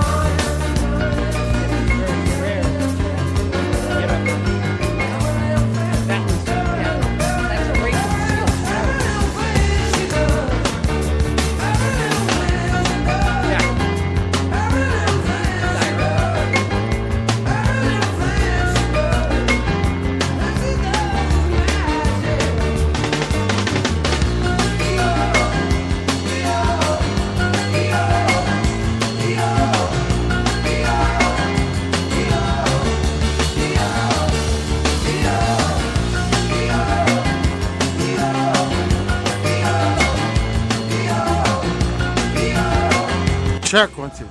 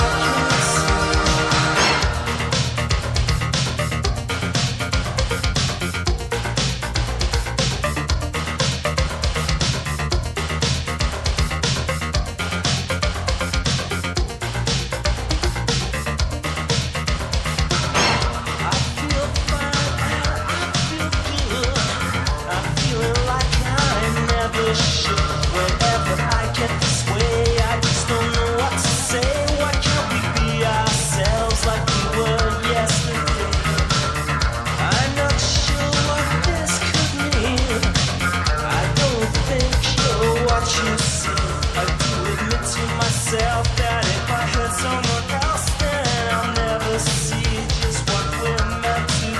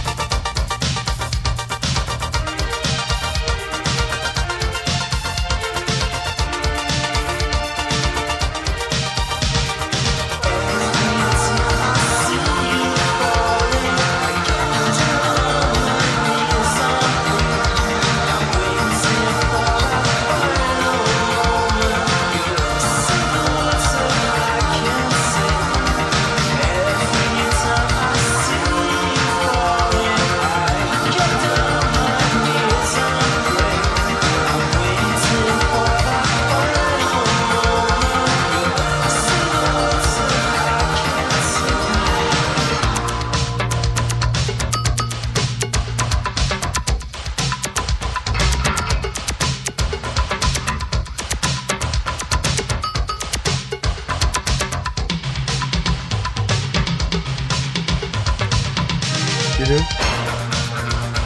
Call me on it.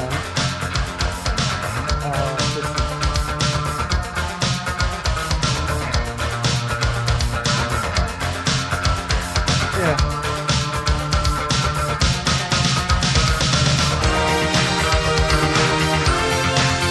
That was and then talk, go into the bathroom and stuff.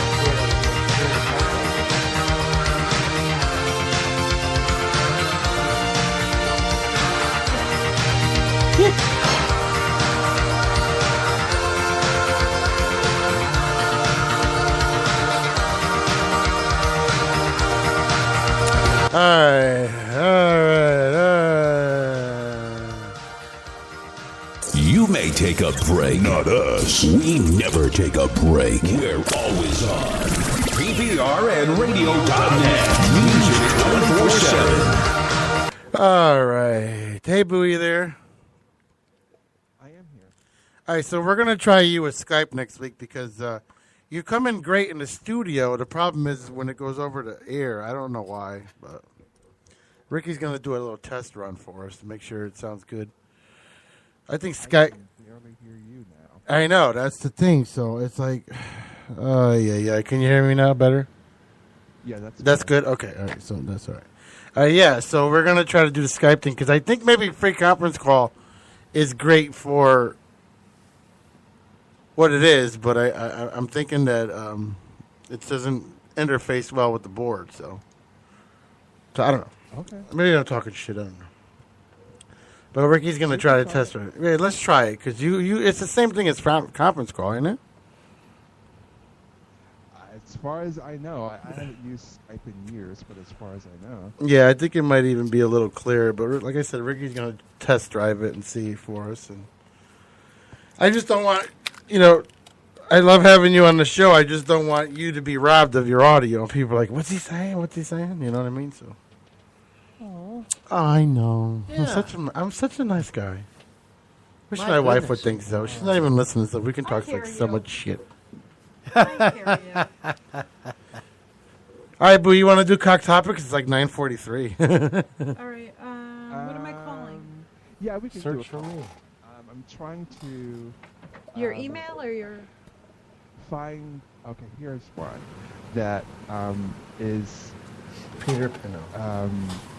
Discussion worthy, and Yeah, the the email. one that I posted about Whitney Houston. Okay.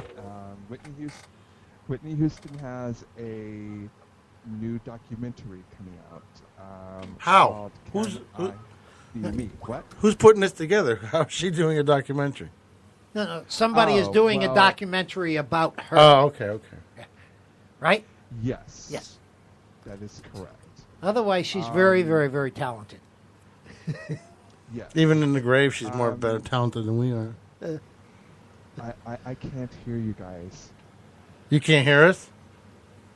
I mean, it's very low. Really? Hang on a second. Let's see why. Okay, let's see here. Yeah. Yeah, let's see. Let's try this. Let's try this. Let's try this. How about this? Better? No? Now Such you technical can't hear shit. him I know, we can't hear him. at all. He was singing too, wasn't he? Mm-hmm. Hello. Is that better? Are you really doing? You can hear us. I well enough to do this segment. Okay. All right, good. Yeah. Whitney Houston. She said in the trailer, success doesn't change you, fame does. People who are famous have a whole different set of problems they have to deal with on a regular basis than us regular folk. I spoke about being a product when I talked about Justin Bieber last week, and how this machine feeds off the product. And in the trailer, someone says that at some point in her career, Whitney wanted out. But for some reason, she couldn't get out. Now, again, Justin Bieber has fuck you money. Whitney Houston certainly, after The Bodyguard, if she didn't have it before then, she had fuck you money. And yet, and this storyline of I want out, but they won't allow me to get out, is a storyline we hear over and over and over again. And I'm just curious why. If you seriously have fuck you money, where you could walk away and not worry about the business anymore, why wouldn't you? Why is it so hard to walk away from the business for some people? Well, I think, Boo, that it might have something to do with the addiction they have to an audience. I don't know a single performer who isn't addicted to performing live and getting an audience reaction to the point where it is an addiction. It is something that they need to live with. There you are. Okay? Oh, you see me better? Can you hear us better? I can hear Bob perfectly now. Oh, good. Okay, good. I don't know what you I did. can hear you. Yeah. But did you understand what I was saying? Yes, people are addicted to performing, and to walk away from that is like trying to walk away from cocaine or cigarettes or anything else that's addictive. I mean, it's like I can't stop. If I wanted to, I couldn't stop. I would go absolutely frickin' nuts. And that's part of the reason why I think somebody who's been extremely successful can't walk away. It's not that somebody else is keeping them there. It's that they're actually keeping themselves there. Ricky, can you hear us? Can you hear us? Hang on, Boo. Can you hear us? Yeah, well, we can't hear you. Hang on a second. What? Now you got Ricky trying to call in? Doing something. Yeah, hang on. We're trying to see how it... I got to do audio settings. Speakers, ringing. Yeah, it's on there. I don't know. I mean, but how is Ricky communicating with you? She can hear us, but we can't hear her. So maybe is your settings on your microphone, babe? I know, Okay. Boo. I'm sorry. Oh, wait, hold on. Hello? Babe? Everything's on. Oh, see, that's much clearer. Yeah. I had it on the wrong thing. Boo, I think we're going to do the Skype thing. It's so much clearer. Can you hear her? Can you hear me? Say something. Can you hear him? No, I can't hear him. Okay. I can hear her. Oh, she can hear you. Boo can hear you. Oh, I can't hear him. I can hear you. Can you hear me now? Can you hear me now? Can you hear me and Bob? Yeah. Okay, so it's a lot clearer with her on the Skype. So, Boo, Yeah. let's do Skype next week. Okay. Okay, yeah, let's do Skype. All right, go ahead. We're done. All right, go ahead. Sorry. All right, go ahead.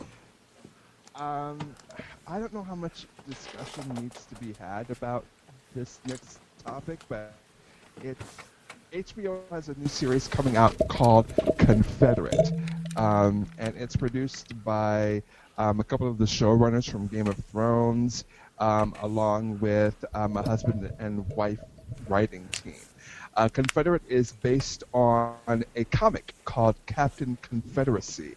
And in the comic, the South actually won the Civil War, and America is split actually into several different countries, some that still allow slavery to go on in the 21st century. So, Sunday night during Game of Thrones, there was a Twitter campaign that was like hashtag No Confederate, and it was run by the same woman who ran the Oscars So White campaign a couple of years ago. And I just don't know why HBO is entering into this minefield to begin with. Slavery is, and even the shit that is still going on right now, that's between people of color and white people, it just seems like it is a minefield that they are willingly walking into. Why would they even do that? I mean, even if the showrunners, it's two white people and two people of color that the husband and wife team are the people of color that are writing this, while the two white people from Game of Thrones are running it. Even if they took everything into consideration and tried to treat it as fairly as they possibly could, it just seems like unnecessary whipping up of controversy. It just doesn't make sense to me, and I don't know how much of conversation we can have on that, but that's how I feel about it. I think it's a bad mic. Could be. But Boo, I have to agree with you. It seems to me because you like Boo. No, it's got nothing to do with it. Oh, you don't like Boo? Oh, Jesus Christ. But why are they doing it? I mean, it makes no sense, because they had to know, unless they think that it's going to generate more money for them to have this controversy. Maybe it's the attitude that any press is good press. Because HBO has always done this when they launch new stuff. They've always tried to. Yeah, but it's what Boo's talking about is the general topic of this whole show. The general premise. Mm-hmm.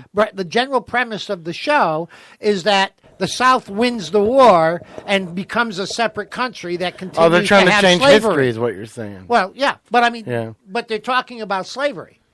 Okay. And that it's still going to exist into the 21st century. There's no winners in slavery. Yeah, but with controversy brings ratings. Yes, exactly. That could be what they're thinking. Hence Jonathan 6A. Sorry. Why did you just give him 2 seconds? You just gave him what he wants.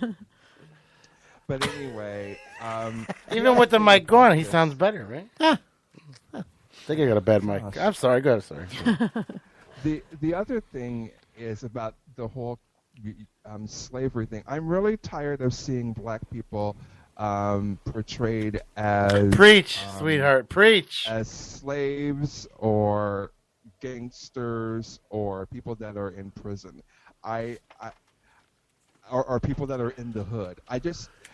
I hate that narrative. I get tired of turning on the television and they say, we're having, what was that that show that was canceled after 2 seasons? I don't remember. Anyway, it was about slavery, but John Legend produced it. And anyway, I think it was on WGN or something like that. Anyway, it's like, why do we need another slavery movie?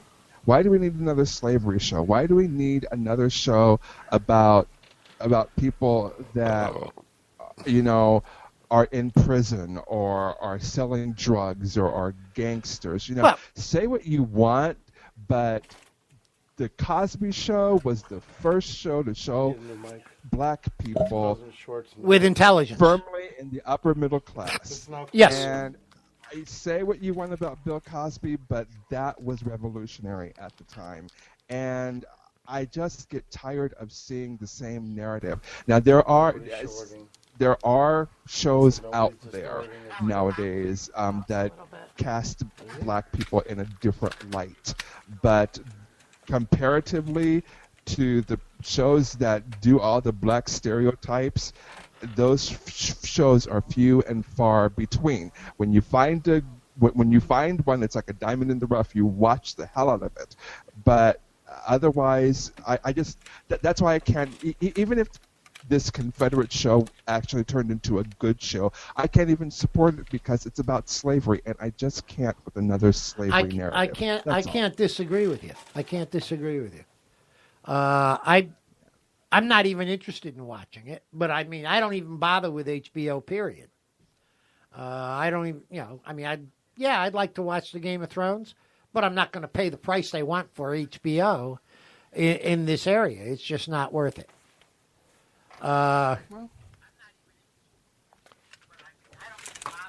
Peter?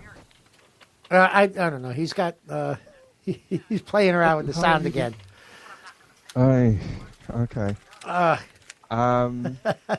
last topic that I have for this evening, and again, it really doesn't have. No, I know every week I always say there's something, that mic, there's something wrong with it because Boo is like, he's in the room now. Yeah. Like, I think that, and you don't hear the either, right? Well, you've got that mic shut off right now. No, that mic is, yeah, we don't have. It's too sensitive. I think that's what it is. Yeah. It might be too sensitive. So you may need to order another one of these. I'm going to order another one of those because they're not that expensive. But, right. Yeah. Either that because no one sits there. I'll put that mic where no one sits. She's just moved there. Yeah. Yeah, so I'll move that to where no one sits. Or just where a few people sit. Yeah. No one really sits there. Here, yeah. Unless we've got a full house. Yeah. That's because I'll order another one. Fuck it. I got to order vitamin B anyways, right, babe?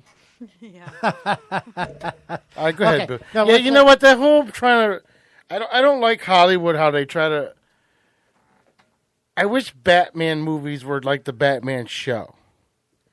Like, I don't want to see Batman in the 21st century. I want to see him with Bruce Wayne and Robin. You know what I mean? I want to see when Catwoman showed up once in a while. Why do we got to make these movies with a? Did when they developed DC Comics back in the day, did they really anticipate Bruce Wayne having a fucking cell phone? You know what I mean? No. So why can't we just keep it the way it was? Like, I don't know. Because it wouldn't hold the interest of the millennials, who are the people who advertising is pointed at. Mm. Come on. But we made so many episodes of Batman and Robin, right? We made so many episodes of Batman and Robin back in the day. We could make movies off of those episodes. Like when, I think one of my favorite episodes is when the Joker was always on or when Penguin was always on, you know? Well, but they did. They actually made a movie called Batman and Robin that had Poison Ivy in it. It had... Penguin? Dr. Freeze in it. Yeah. Which was Arnold Schwarzenegger. It had Batgirl. It had Batman. Yeah, but we don't even have Robin anymore, man. Or Catwoman. Well, but what I'm saying is with that movie, they made it based off of that 60s television show with Adam West. Was that really in the 60s? Yes. Yeah, it was. And really? They made that movie. It was with George Clooney. It was his one time being Batman. They made that movie based upon the campiness of that show, and it was a horrible movie. It was. So when I was watching it as a kid, it wasn't still in production? It was reruns? Yeah. Yes. Yeah. So the 70s, they weren't new? It was. You were watching it on WOR running. I don't remember the station. Yeah. Well, I mean, it was. You were running. You were. I was watching repeats. You were watching a syndicated. Oh, because it was a nighttime show, right? Yeah. Oh. Yeah. I didn't know it was. I thought it was a primetime show when Oh, it it first was. came on. It Yeah. was, Yeah, okay, it was okay. like 8 or 8:30 at night, and a half-hour show. I didn't know that. Yeah, and it was huge. You smell It was dick. huge. But that had the cartoon bubbles saying "wow, pang, boom," and all that kind of stuff when they had a fight scene. Coming up next week, we're going to explore across the country, the world, the funniest Chinese restaurant names. So if you see any throughout your week, write them down. Okay. We're going to do a little bit on it. Some young guy. There's the other one was some young guy. I drove by one today and it popped in my head to do a bit like that. It was called XING Long. Crossing Long. Where do they come up with these names? Crossing Long. Well, that's called Zing Long. Oh, it's the Zing Long. They put an X in front of a X Z? is a Z. Sounds like a Z. Fucking Chinese are all fucked up. No, we are. So are the Portuguese. Yeah. Pork chops. Whatever. Whatever. Did you just call me a pork chop? Yeah, you did. You lucky I don't drop the N-word, Nancy. All right, what's next? There's an update to I did a Kathy Griffin cock topic, and I kind of went in Hate on the her, bitch. on her, not much, but I kind of did. I hope she drops dead. Well, her career did. Kind of harsh, but No, maybe her career, not her body. She actually shaved her head a couple of days ago. For what? In solidarity for her sister who has cancer. Oh, okay. I thought And she did is it to like going go through against Trump or something. I was like, fucking stupid. Oh, She would have it dyed has it nothing orange. to do with Trump. But she shaved her head and in solidarity with her sister. And in fact, it's not the first time that cancer has hit their family. Apparently, Kathy's older brother lost his fight with cancer back in 2014, I want to say. Yeah, I heard He something about esophageal that. Yeah. cancer. Is there any knowledge of her abusing anything? Because she is totally aged in like not even 5 years. She's got to have had some kind of substance abuse or What? eating disorder or something. Because she was hot back in Seinfeld. And now she's just like totally like, you remember the shrinking heads when we were a kid? You really think she was ever Seinfeld hot? I thought she was hot at Seinfeld. I don't think she was ever hot. Seinfeld was almost a good 20 years ago, though. Yeah, she was a kid. Yeah, but so was Jennifer Aniston. She still looks the fucking same. I'm telling you, she did something. Maybe too much sun. No, some people Maybe, just I don't age. know. Some people just age. Jennifer Aniston's 50. She looks like she's fucking 20. Yeah, but how much work has she had done? None. None? None. I find that hard I to think believe. you're wrong there. She uses I a think lot you're of wrong products and she works out. I I think you're think wrong she's there. probably had some work No, done. she's look it She up. does look amazing. Look it up. Also, not for nothing, but genes have a lot to do with it. Mm-hmm. You I know. I used to love my Sergio Valentes. I was waiting Your for that. DoorDash. I was the horse on it. Good, sorry. Good. Well, I mean, her mother is 90-some years old, and she looks every day of it. Her mother? So, yeah. So Whose I mean, mother? She's Jennifer Kathy's in her Aniston. 50s. Oh, Kathy So- Griffiths? But one would think that because she's getting young dick and apparently getting it on the regular, that she wouldn't look the way that she Who's does. she fucking?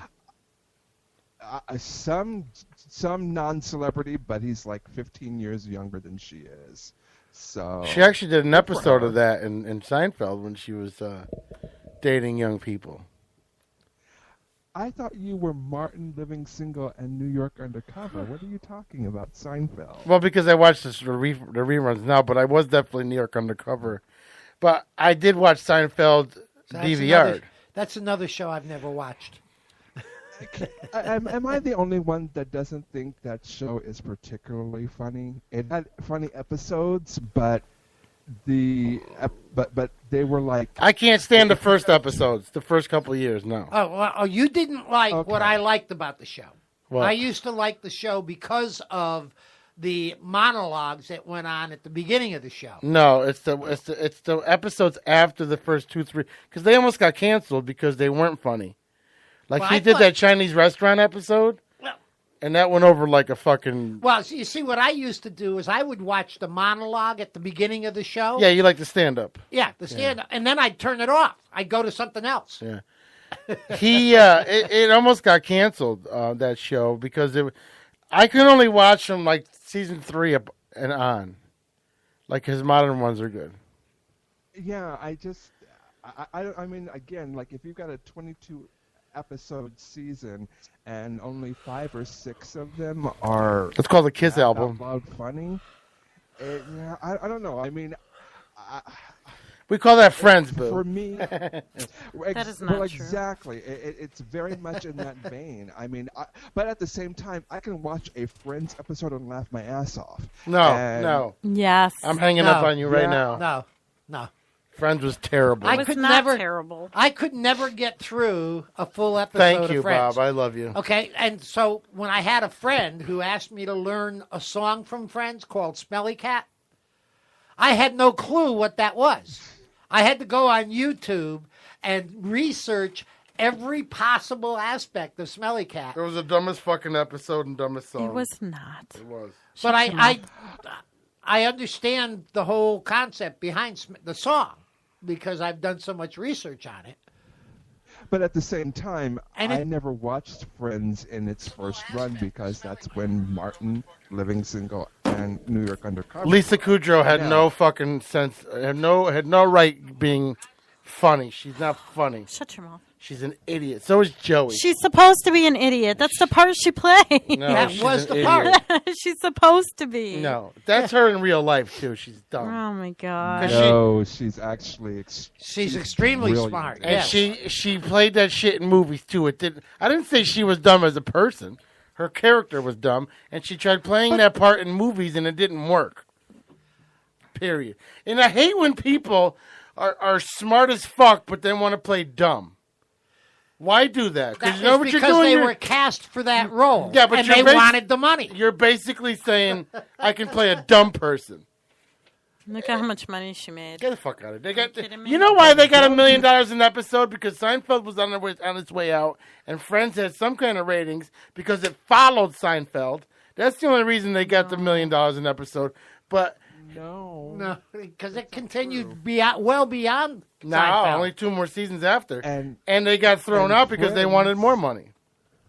And Friends actually opened up the You're right. You're right. Must Thursday night. But that's the And problem. basically- Everybody was anticipating Seinfeld. No. Yeah. Look, I've always enjoyed Friends when I see it. Again, it's not must-see TV for me. It never has been. No. But whenever I catch a rerun, I'm thoroughly entertained. Now, it's Seinfeld. It is hit or miss. And it's mostly miss with that show when I catch it. Did you ever So, notice, I mean, though, the Seinfeld lovers are the haters of Friends? That's not true either. I like both. I hate them both. I watched both throughout the entire life of the shows. I love Will and Grace and can't wait for it to come back on this fall. Oh, can't wait for that. I like Will and Grace too. I wonder how it's going to be. Let me tell you something. Will and Grace was awesome. That you liked. I loved Will and Grace. Shut your mouth. I didn't enjoy will, that either. I will I divorce like you. Will and Grace. I will divorce you if you I say just anything said bad I about liked that. Will and Grace, and I'm wondering how the new. You know what? Here's the problem. There's not enough good talent in Hollywood, so you need to do the respins of Roseanne and fucking Will and Grace. I'm sorry. I'm sorry. Can't wait for that Roseanne. either. Roseanne's Oh, I know. I can't wait for Roseanne myself. But you got to do the respins because Hollywood is running out of ideas. Well, they don't have any good sitcom writers. When's the last time there was a really good movie, besides Boo's going to say Wonder Woman, but when was there a really good movie that has actually come out in the past, let's say, 2 years? I don't Wonder know Woman. because I don't watch movies. I know you said Wonder Woman. I heard you. I said it. I stopped myself. predicted that. He predicted that. Give me a good... I thought Baywatch was going to be a killer. It ended up bombing. Well, The Rock is funny to me. He's funny. Well, I don't disagree with you. I enjoy The Rock in anything that I've seen him in because half the times he's tongue-in-cheek. He's doing it because he knows it's not funny, and he makes it funny. You know what made me love him so much was the fact that he did the Mean Girls skit on that movie Get Shorty. Yeah. I love that. Like, he was like, bring it. I think the problem with The Rock. Actually, let me answer Ricky's question. With a hope with Will and Grace. I really hope they don't get rid of or retcon out Will's husband and Grace's husband. Why, they got married at the end of the season? Yeah, by the last season, they were both married. Okay. So I really hope they don't get rid of that aspect. Now, do you think NBC's bringing back Will and Grace because ABC brought back Roseanne?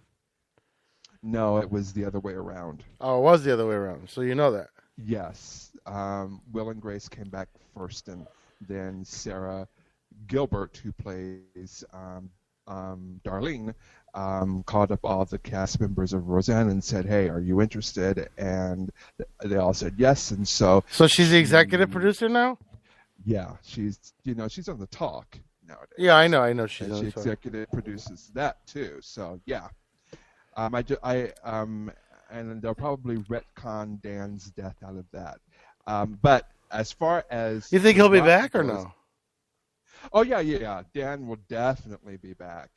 They're all coming back. So how do they get him back from the dead? My theory is because the whole last season was revealed as part of Roseanne's book that she wrote. My guess is that the opening scene will be Dan actually reading the last few pages of the book and turning to Roseanne and saying something like, "So why did you kill me? You killed me." Yeah. Yeah. Oh, so it'll be like, all right, so he never left, but he actually did. Or they'll say that it was a dream sequence. That's the other way they get around that shit. But Roseanne's always been that upfront comic, and with her thing, she'll be like, she'll probably make a joke like, he really didn't die. It was just something we did. She'll make a joke out of it, I think. Well, see, I don't think Roseanne's funny. I think she's obnoxious. What I loved about the show wasn't that she was funny. What I loved about the show was it was real life us. Like that's how our families really were. Middle income people living in a house they can barely afford, and just and your mother really hated you growing up that much. You know what I mean?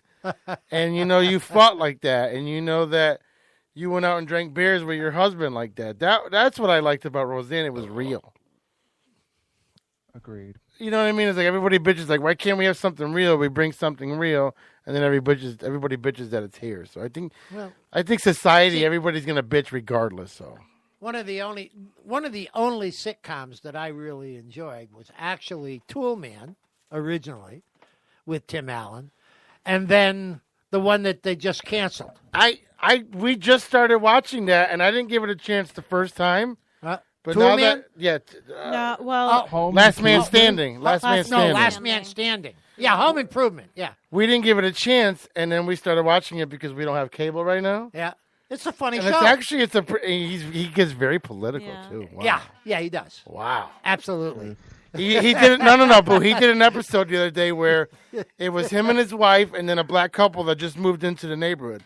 And they felt the pressure. They felt the pressure to invite them over, so they were all sitting in the living room. And Tim's like, "Is anybody else? I don't like this." And did we only really invite you because you're black? Like, did we feel the need to invite you because you were black? And the black guy goes, "Yeah, did we just come over because you were the only white family that ever invited us?" Like it was such what everybody would think. You got to watch it, dude. I didn't. And you got to watch. You got to watch how that relationship develops. Oh, they're friends in their now? future. Oh, they're frenemies. Oh, they're frenemies. Yeah. Okay, they don't really like each other, but they can't live without each other. Okay. Yeah. Okay. It was the funniest episode when they were like, like the Jeffersons. Yes. It's the modern day Jeffersons. Or a little bit of Archie. It is pretty funny. It's though. actually a funny show. Yeah. Give it a shot, but then they canceled it. That's the problem. Well, Every they time I get canceled it because it was too political. And he was. every year that I try, every time I go to look at like a new show, it ends up being because they got canceled. So, but new season, new But they've sitcoms rerun. You know what I mean? Like, what's new this year? Right. What's going to be new this year that's going to play all the time now? Like, what's it? I hope not broke Two Broke Girls. No, Two Broke Girls is canceled. No, but they need to go away on the rerun side. Oh no, they'll never go away as long as they're making money. Well, Mike and Molly is pretty new. So what are the new sitcoms that are out there? Modern Family, though, I'm going to tell you something right now. That show will never get old. That guy, whoever writes Modern Family, that guy is a fucking. You gotta love Phil. Have you ever watched it? No. Oh yes, I haven't watched it in like the last 3 or 4 Who's your favorite character? But... The gay guys or Phil? Cam. Gosh, it's a toss up. I really like the big gay guy. He's hysterical. Cam is funny. The heavyset guy? Yeah, he's funny. Yeah, he's hysterical. His husband's But actually the ginger doesn't. He What's just his name? I forgot. I don't know. Babe? I've only watched Isn't it funny? What? I can't think of it right now. That in real life the ginger is gay, but the bear is not. What do you mean? Cam's not gay? No, not in real life. Oh, he's in real life. They're gay. You're talking about? Oh, no, The I'm ginger saying is that gay. The ginger in real life is gay. Oh, is he? But yes, but Cam is not. Yeah, but Cam. Well, actually, no, because the ginger comes across as more feminine than Cam. Actually, no, they're both feminine. They're both very effeminate. No, they're both feminine. Yeah, all right. Yeah. Cam does a good show, though, or a good act. He does. Yes. And his outfits go with it, too. Yeah. Well, I think that's the wardrobe guy. I love the fucking the little innuendos and the little quick references they all make. It all. You know, as much as I don't like Gloria, she gets to be funny once in a while. But Phil is my favorite. Phil is hilarious. Oh my God, Phil is a favorite. You got any more cock topics? It's getting late. So. TRL is coming back. No, come on. What is TRL? It's a movie. It's something on MTV. Total Request Live. Yeah, it's It terrible. is a show about. They basically count down the top 10 videos of the day. Oh. And this- then they do celebrity interviews and stuff like that. And this goes with my argument. Here comes the 80s back. No. Every certain time when something fails, we always have to bring the 80s back. What can MTV Roseanne. do? What can MTV do? Come on. Go out of business. Well, but okay, but As if they do TRL the way that they did back in the late 90s, early 2000s when it was on originally, you'll at least get to see music videos during the day on MTV. Which is what they were originally. Why don't they just go back to doing started for. videos, man? Fuck the TV shows. Exactly. Well, because even Fuse tried to do it. Now they're now they're going into shows. It's like, are you kidding me? Oh, and there are also a couple of other things about MTV. First of all, I'm on board with the Total Request Live as long as they don't bring back Carson Daly. Thank you. He's good where he is at NBC late night.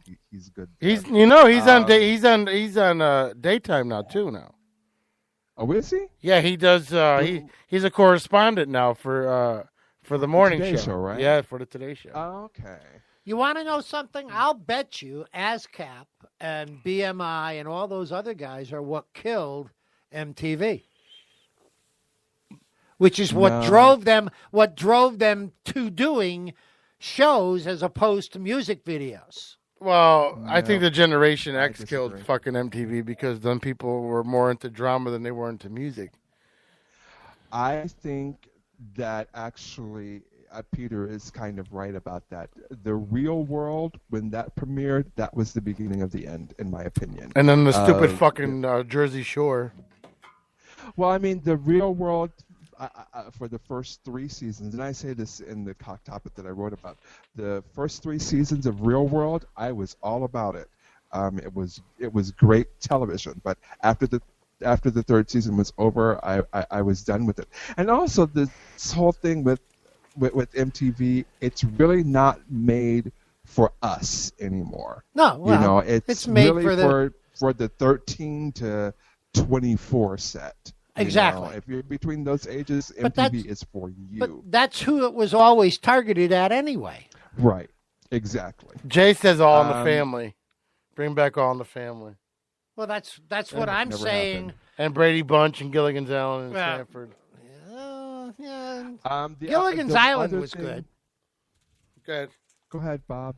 No, I was just saying Gilligan's Island was one of the few, what do they call that? Sitcoms that I could enjoy. The only current one that I watched was the one that we were just talking about with Tim Allen. Last Man Standing. Yeah. That one I enjoyed the hell out of. But because, I mean, they had so many different storylines that they played with. And Gilligan's Island was kind of the same way. They had all kinds of crazy storylines. The other thing about MTV that I want to touch on really quick is they're changing the name of the Moon Man. You know, the Moon Man that they give out for VMAs. They're changing the name from Moon Man to Moon Person. Oh, Jesus. Why? Because it's not for us anymore. Fellas, it's not for us anymore. It's for them. I haven't watched MTV getting, since the fucking 90s anyway, so it don't matter. Well, yeah. And they're getting rid of gender qualifiers as far as acting categories go. So let me tell you something. It was almost a best actress anymore. It was almost a deal breaker with me and Ricky, because I remember coming to see her one time and she had MTV on. I'm like, no. Why are you watching something on MTV? What was I? It must have been Kayla because... No, you were watching it because it was something, it was a TV show, and I said, and I was so new to her, so I couldn't control her cable box yet. And I walked in from driving all the way up to go see her, and she was watching something on MTV, and I'm like, she's like, oh my God, I love this show. I'm like, oh no. I don't have any clue what it could have been. I forgot what it was, but you were watching Because MTV. I don't remember. Oh, it was Ridiculousness or something like that. I don't remember watching MTV since like Headbangers Ball. No, you were watching it. You were watching it. But again, it's MTV is not for us. Can we at least cancel Ridiculousness? I bet you it was Jackass. No, it wasn't Jackass. No, because can we cancel Ridiculousness, please? Can we? I have no idea what that show's about. It's a fucking guy who wants to be black, and he's doing America's Funny Videos on TV style. Which you know who's the host of that now, right? Alfonso Ribeiro. Yes, he's the host now. For what? America's Funny Videos. What's that going on? 30 years, right? Yeah. I didn't even know it was still on. So yeah, Alfonso does it. Carlton. Yeah, I didn't know it was still on. They need to do an entire episode where guys just get hit in the balls. That's all that needs to happen. Oh. An entire episode of guys getting hit in the balls. That I would tune into no. that shit is fun. No, it's when they run the contest. Does he or doesn't he? Anything else? Some shows I just can't get into. And yes, that is it for Cock Topics. Thank you, my love. Okay. Thank you, Bill. Love you back. All right, let's do what we learned because Ricky and I are probably hungry as hell. Well, I know she is. This will go quick. I learned that we can still do a show without anybody. We say that every week. Yeah, but no. I know. I know. I would learn. Who's there? Nobody. My screen. Boo, what'd you learn? We can always sell the rest of the mics and just fucking make money. Tonight I got my first real good look at Ricky's breasts. What do you think? And they're nice. Are you going to go back to women now? Thanks, Boo. No, I never went to women, so I can't go back. Okay. But he's going to keep I it on the like bucket list. She's got like a I J-Lo like a shape, good- right? I like a good rack. I like a good rack. She's got like a really sexy shape to her, right? Yes. Yes. Not at the moment. Did I tell you guys need what to lose a happened few at the pounds, open mic that I was at on Monday night? No. Yeah, With- yes. Oh, did I? learned. Sorry, Boo. Sorry. You're all done? Yeah, now I'm done. Okay, sorry. What'd you learn at the open mic? Well, no, there was this gal with this huge rack. I mean, they had to Guy? be like, gal. Oh, gal. Gal. That had like they had to be 78s with a triple F cup. You told us yesterday. Oh, okay. So, Yeah. Remember we argued with Iris because of the back size and the cup size. yeah, that's right. Yeah, Yeah. He still remembers that. Alzheimer's, Bob will have Alzheimer's when he's older, Yeah. but he'll always remember the chick with the 78Fs. No, not Fs. Triple Fs. Triple Fs. I also learned that I can hold my tongue better than I thought I could. I got your messages, yes. I know what you're talking about. Okay. Yeah, I know. we all felt the same, Boo. We just, we all felt the same. But that was the reason I was saying before, when it becomes, at the end of the day, oh my God, I said that? Yeah, you did. When it comes to being paid and when it comes to being, like a couple weeks ago, we got bitched at by a person on Facebook saying, why weren't we talking about Bonsai Giant for the whole show? Well, I pretty much said, well, if we talked about one band for 3 hours, it wouldn't be our show anymore, would it be? You know what I mean? It was like... Well, did you see you remember what the guy from Bonsai Giant said? Yeah. He told the guy to go fuck himself. Yeah, so, you know what I mean? It's like, I don't know. See, I lost train of thought. What you were saying was, Ricky, what did you learn? Yeah, Ricky, what'd you Um, learn? Talking to the mic. I will. Thank you. I learned that even when there's only 4 of us, that Boo still gets cut off all the time. Why are you going to bring that up? Because I felt bad for Cross the him. bear. It's not that he gets cut off. He's on a video and he's basically on delay, so it's not like we do it on but purpose. I know it's not on purpose, but I still feel bad because I see it happen. Oh, because you guys are friends now on Facebook? Shut up. You guys are like best friends now, right? I try to bite my tongue. I can't wait till we're all in the same house for the next fucking 5 days. It's gonna be a fucking Boo and Ricky bashing on me. Peter, she's right. Because we bash you all the time, right? Yeah, no, he does it until he meets you, and then he changes. He ends up like everybody else. Oh God. Here. Is that it, babe? Let me play your song.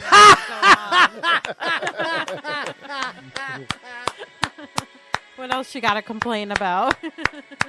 Okay, Peter. She got you. How did you get it so fast? Because I was actually pulling it up when you were talking before that. When you were saying. It's number 1 on her playlist. This bitch. I'm done. Though. That's it. We're getting pizza. Okay. Your favorite food. This pizza's... But Boo, wait till you try New Haven Don't you have pizza. salad home? No, we eat all our meals for the week. Fuck salad, man. I know, right? It's 11 o'clock. Wait till you try New Haven pizza, Boo. That's another reason you're not going to want to go home. I'm going to go home and have pizza. No, I'm going to go home and have cheese, pepperoni, and crackers. Why am I picturing string cheese? With no, not string saltines? cheese. No. I get big block. I know you do. You probably get the Cracker Barrel big box. block. No, big block Swiss. And then, Swiss. Yeah, and then wheat thins. Swiss. Good slices of pepperoni, and then I have grapes with it. Nice. So he has a balanced diet with some protein. Hey, what the hell? What did you learn, Peter? Yes, what I learned. I learned that Ricky hates me. I learned that in a pinch, no matter what makes PPRN so versatile and able to do what it can is because, even though we have 8 hosts or 5 hosts or 3 hosts, it can always run smoothly and not have a monstrosity of dead air for 3 hours. And it did a little bit today because I was doing some engineering. At the end of the day. Okay, Bob. You know Boo's on Ricky's side now when he starts laughing at what she does. Bitch. Yeah. Yeah, thanks, bitch. I thought we were friends, Boo. I thought it was really good. You'll be playing that when you want dick next time. Watch. That's going on my phone next. I'll be playing it. Yeah, I'll be playing it for my sob story. Yeah. But I learned this week there's a lot in this business. There's a lot of things to expect. Yeah. And I always said to Ricky, I said I hate 6 o'clock on Wednesdays because it always seems to be when everybody just doesn't want to show up. And my phone went off 4 times at 6 o'clock. So, oh jeez. While I'm telling Ricky Mike ain't coming, here comes Iris's message. And then when I'm telling Ricky that Iris ain't coming, here comes Dustin's message. I was like, oh. Well, at least. Yeah, and then Boo was like, oh, it's all right. We had a few fart jokes and made us all laugh. So yeah, that was really good. Thank you. But you guys are on mute. Can you hear me? Yes. Yeah, we can hear you. Can you hear us? I can't hear you. Really? What'd you do, Peter? I didn't touch anything. Oh, I didn't okay. touch anything. All right, so Boo, can you hear us now? Can you hear me now? He can't hear No. us. Can't hear us at all. All right, so we got to go. Because I'm not trying to reboot it right now. So, hello, Boo. Bye, Boo. Boo. Bye-bye. Boo. Good night. Audio.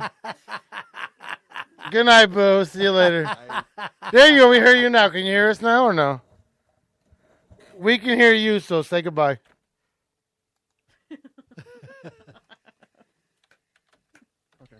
Okay.